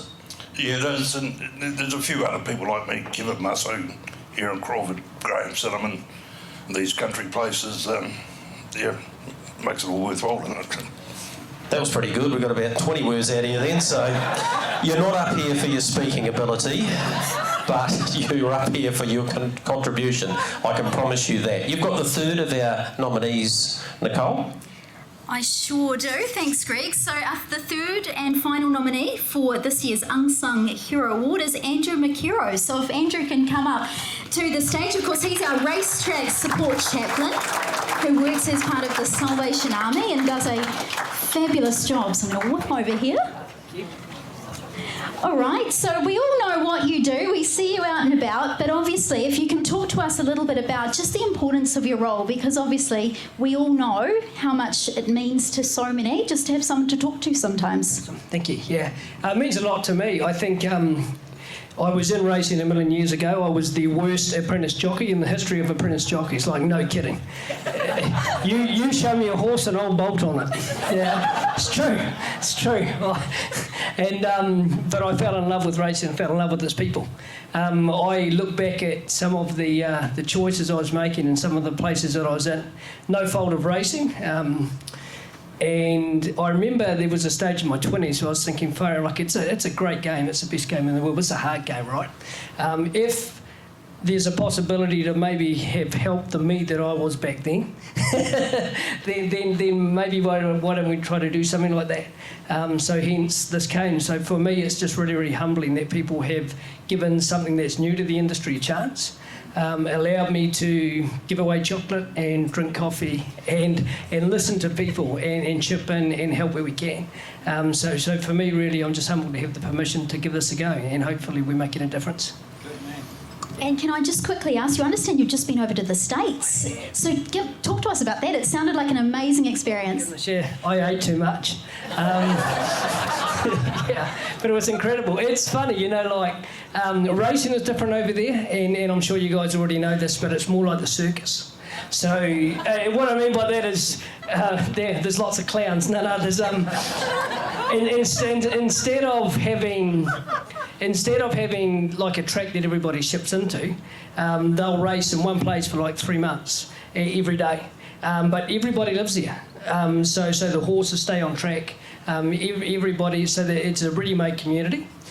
So that was quite challenging because in that sense it's probably easy for a chaplain because everybody's there.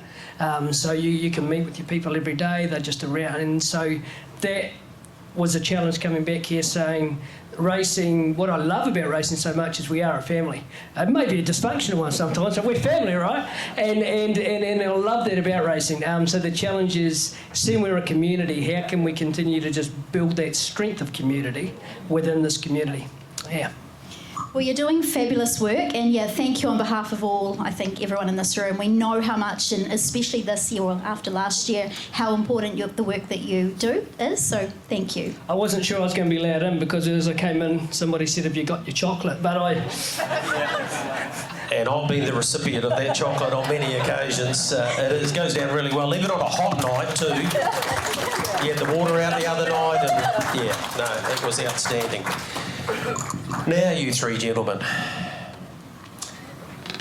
the committee had a real challenge trying to split and decide who was our unsung hero of 2022. So I'm here to tell you that John Corlin, the chairman, has 3 awards because all 3 of you are our unsung heroes for 2022. Andrew McKero, Tony Thomas and Dr. Luck. Congratulations to all 3 of you.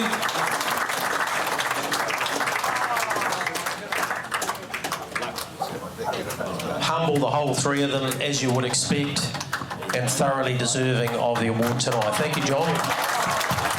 Well done.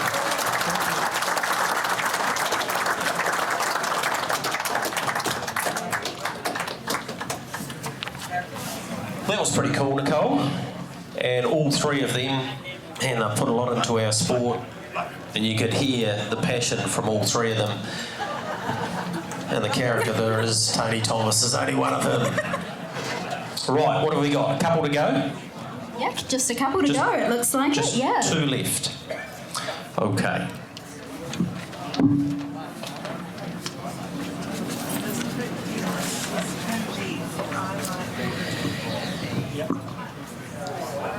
The outstanding service and expertise in their field doesn't appear in your program.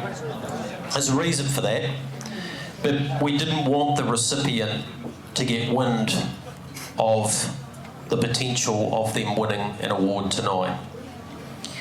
The board is pleased to announce that we've created an award to recognise professional contributions to our sport that go above and beyond.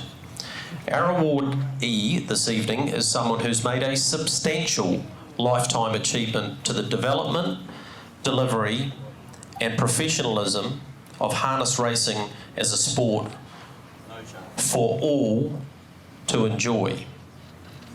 Our awardee is very well known. He's very well known for his love of harness racing, his hard work, the tremendous pride he takes in his work, his high integrity, giving his time in unexpected situations that often require him to travel away from his home base and therefore his family. Our awardee is the son of a highly respected Canterbury trainer, driver and studmaster. He trained and drove himself. Trained about 14 odd winners, and as a junior he drove a winner as well. In 2018 he received an industry contribution award from his peers and was made a life member in 2021 of the professional association. Once I read the next line out, he's going to know who it is. He started at Addington in 1984 and became track manager here in 94 and race course manager here in 2011. He now manages a team of full-time and part-time staff and controls all aspects of the on-course operation, including our wonderful IRT New Zealand Cup Day. Our nominee is the harness racing advisor and expert in track management, is the one and only JD, John Denton.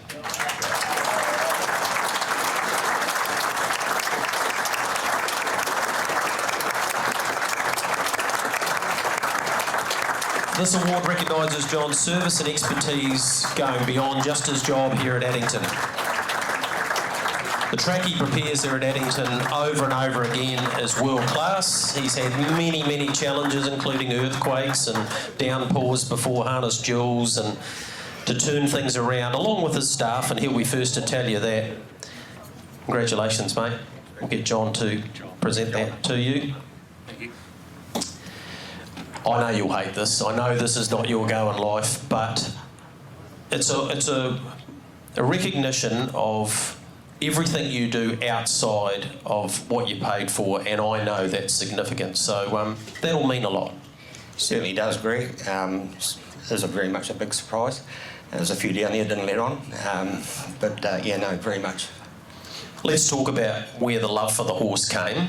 And you did drive a winner as a junior driver, and you trained a horse called Fidelis, who won about 4 or 5 races, I think, and your father, Bill, was so well respected in the Canterbury region. I suppose being involved with horses and ultimately racetracks was always on the cards.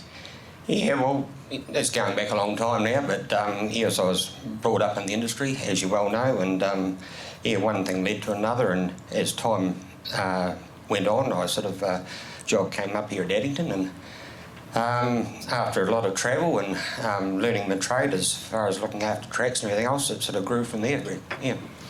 You learned your trade under Charlie Anderson, who was incredibly talented when it came to preparing tracks, and I remember him telling me the story, and it's absolutely true. When Daniel Kuhn came over and had a look at Addington, he said, "Who put this thing in?" Because it was near perfect. So learning off someone of Charlie's ilk must have really put you in great stead. Yeah, Charlie was he was ahead of his time at the time. He's very much a talented man at what he done. I was very fortunate. I met with some good people in Australia. Graham Marr was one name that come to mind. Then when I travelled to America with Dan Kuhn was another person. So amongst that, yeah, I gained some experience, and is what it is today. Yeah. It's become a bigger job though, because it wasn't just Addington. Harness Racing New Zealand recognised that they needed someone to oversee the tracks for the country, and that in itself, let alone the facility side of thing that you help out here with Addington as well, means it's an enormous task. Yes, it is. But, you know, Greg, I'm only as good as the people around me, and there's some great people I work with, and it goes a long way. Recently as a month ago, you've rocked up to Auckland. I actually said to you, what the bloody hell are you doing? There was a cyclone coming. They'd already had rain 2 weeks before, which had wiped the track out. But you flew up there so that you could be there as soon as there was light to be able to get the Alexandra Park track back to what we saw it was last night. And that, for me, shows your commitment to the job. Yeah, it was certainly a challenge. We got up there, it was quite a surprise. Catherine and myself flew up and had a look at the track. Basically, the damage, especially turning for home, all the race material had drifted right down to the inside, which included the sub-base and the base. So effectively, at the top of the home straight and in other areas, the actual crushed rock, the base was actually showing through, so it was quite a job to turn around. How proud were you watching last night and seeing the times they were running? Because I've stood out there with you when they break New Zealand records. That's the sort of thing that means a lot, but it also means a lot to you that the horses come back in a sound manner, doesn't it? Yeah, look, originally, I used to get a bit of a kick out of when they go win a record as such, but not anymore. My key aspect of what I'm wanting is that the horses come back week after week and they stay sound. And if they can do that, well, I feel we've got a good track.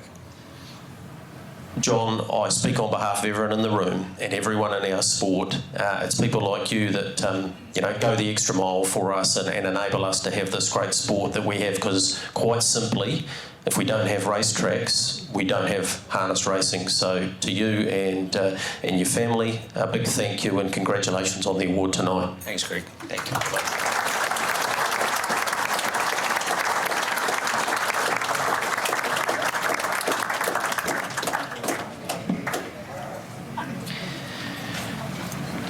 Right, that means we're at the end. The New Zealand Bloodstock Air Freight Horse of the Year, Grant's come forward representing NZB, and effectively all of those that won their own age group were eligible for the award, along with our top pacer and trotter. The New Zealand Bloodstock, you ready for me to announce this? Horse of the Year for 2022 is Sunday Sun.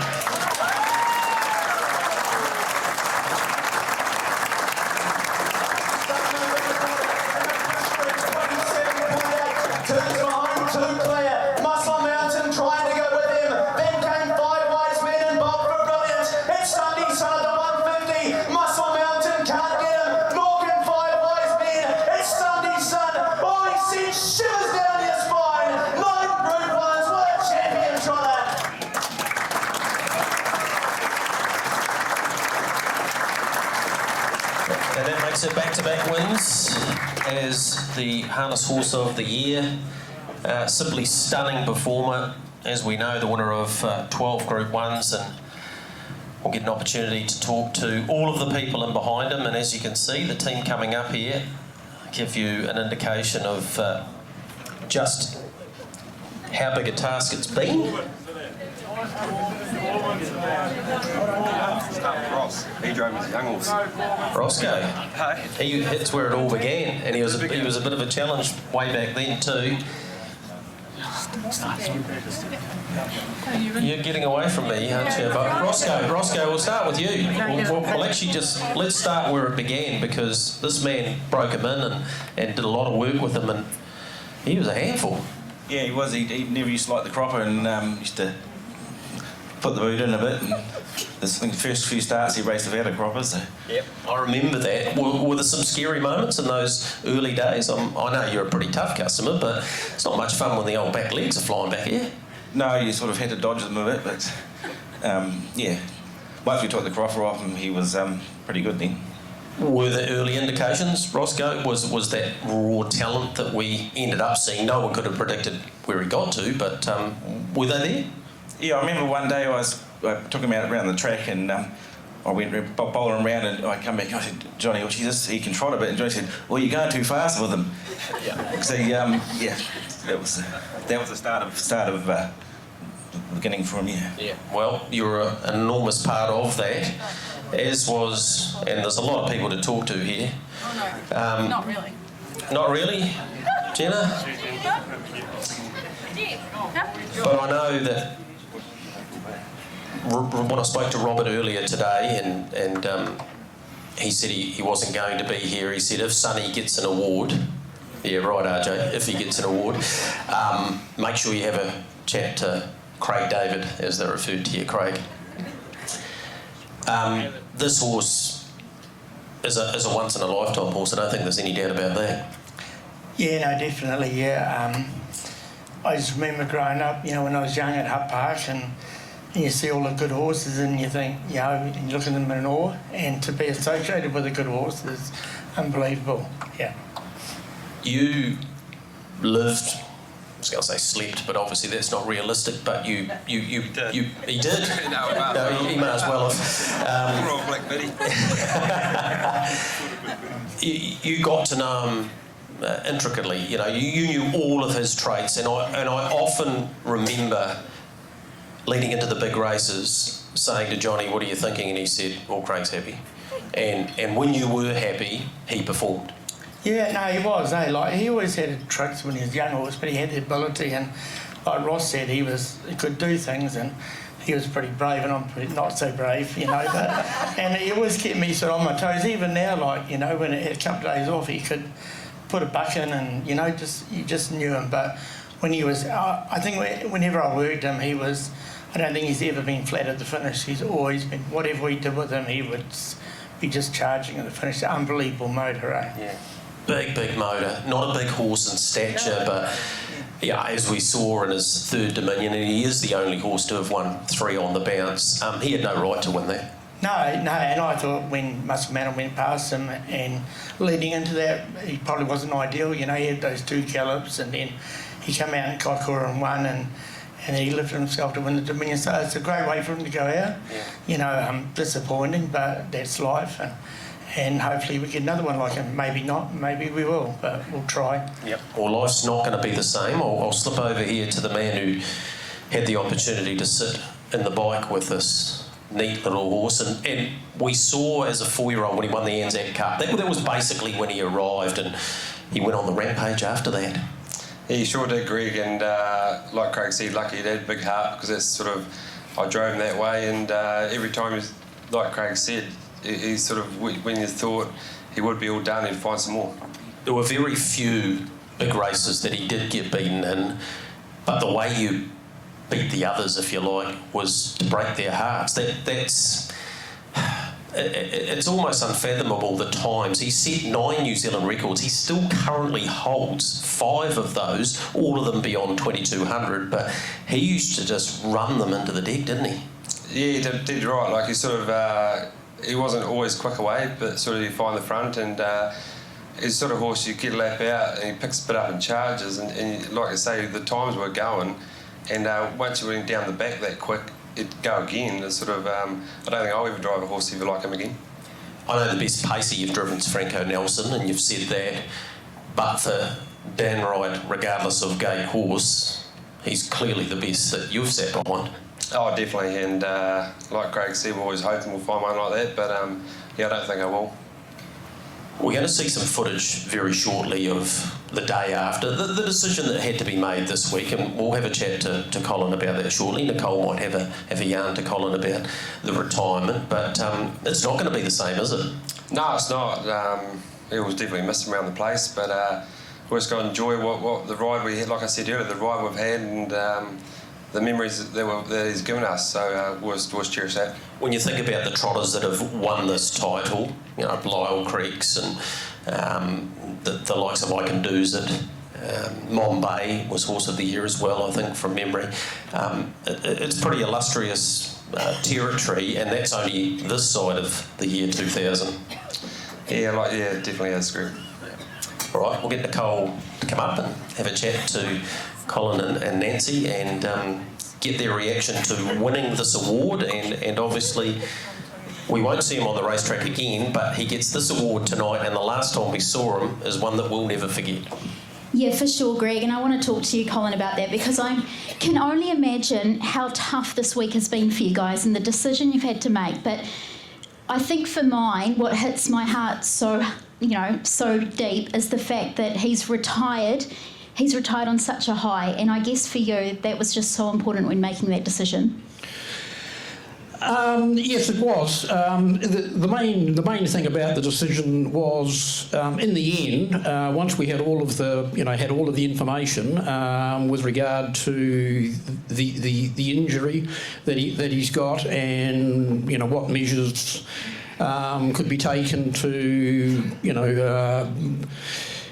see if he could overcome that injury. It was actually an easy decision to make. He's a horse which always gives his all, and there was no way we wanted to bring him back if he was not able to perform at 100%. He's given us all and much more than we could ever imagine. So he had nothing left. So yes, we're pleased that he's retiring, and will continue to live a happy life at home with his grumpy old mother, and there's a brother and a sister there as well, so and uncles and so forth. So yes, it'll be a happy family at home.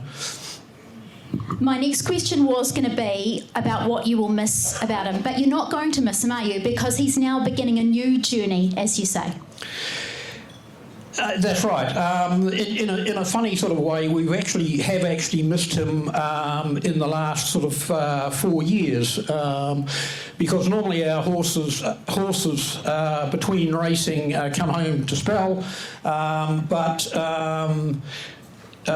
in the wisdom of John in particular, it was decided that he would go somewhere else, and we weren't arguing with that. So in some ways it will be a little strange that in fact he does come home, because he hasn't been home, I think, for 2 or 3 years. So. Thank you once again for the ride that he's taken all of us on, because I think he's just made people fall back in love with harness racing. A horse like him is just he's just something that's so special. So thank you once again, and we look forward to following him in the future, because it sounds like he's not going to be lost at all. No, he won't be lost. And I'd just like to take this opportunity to thank all of the people who have obviously who have made him what he is, but also all of the people out there. Everywhere we go with the horse, he seems to have such a following, and it's we're very humbled by the amount of support that he does get. Well said. 25 votes he got. Self-Assured 6, copy that too, and Millwood Nike got 1 vote. We're going to go out, as he is retiring, on some of the footage from Emily Morgan and the team from HRNZ. Park your peepers up at the screens, and you get to see the day after and what a life this horse is going to have in the future. Unfortunately, it's a sad day around here today at Diamond Racing. We decided to retire Sunday's Sun, horse we've always dreamed of having. Take us on a great ride, but we owe it to him for the horse he's sort of been to us.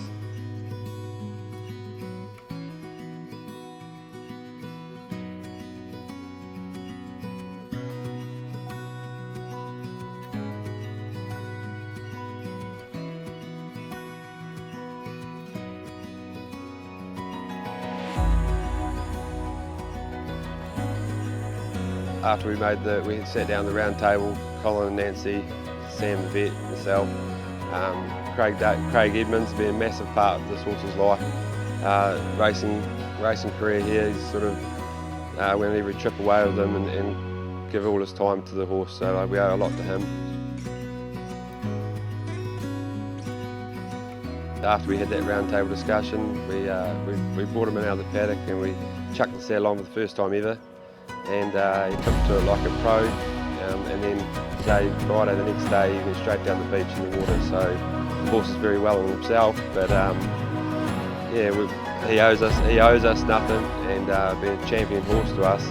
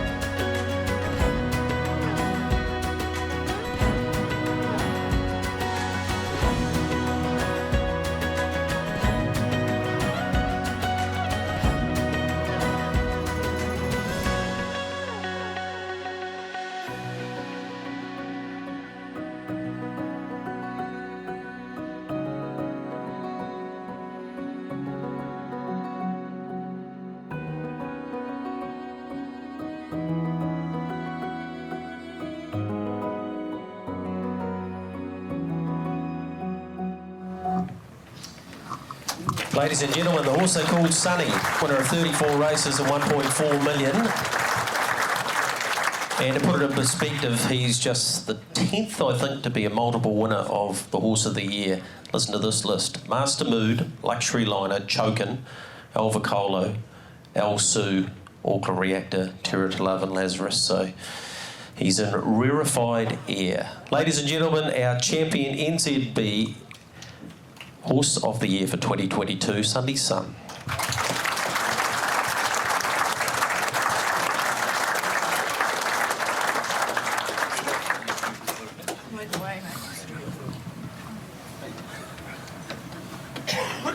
And that concludes the awards this evening. Big thank you to all of our sponsors. Photos will be available on the HRNZ Facebook page. I hope too many didn't get harassed by unhinged Nigel in their interviews. Perhaps some interviews now would be a lot more fun, Nigel. People are enjoying themselves. The races from Menangle will continue on our big screens. There is a betting machine over there if you have cash. That would help the industry as well. And Nicole, I hope you've enjoyed your evening here tonight. Thanks so much for your input. It's been great fun. We've got our band ready to go. Yep, we sure do. I think they'll play the next couple of hours. They certainly will. They're over there. But that concludes the awards. Hope you've enjoyed your evening. Congratulations to all award winners, and on behalf of HRNZ, thanks again. Cheers.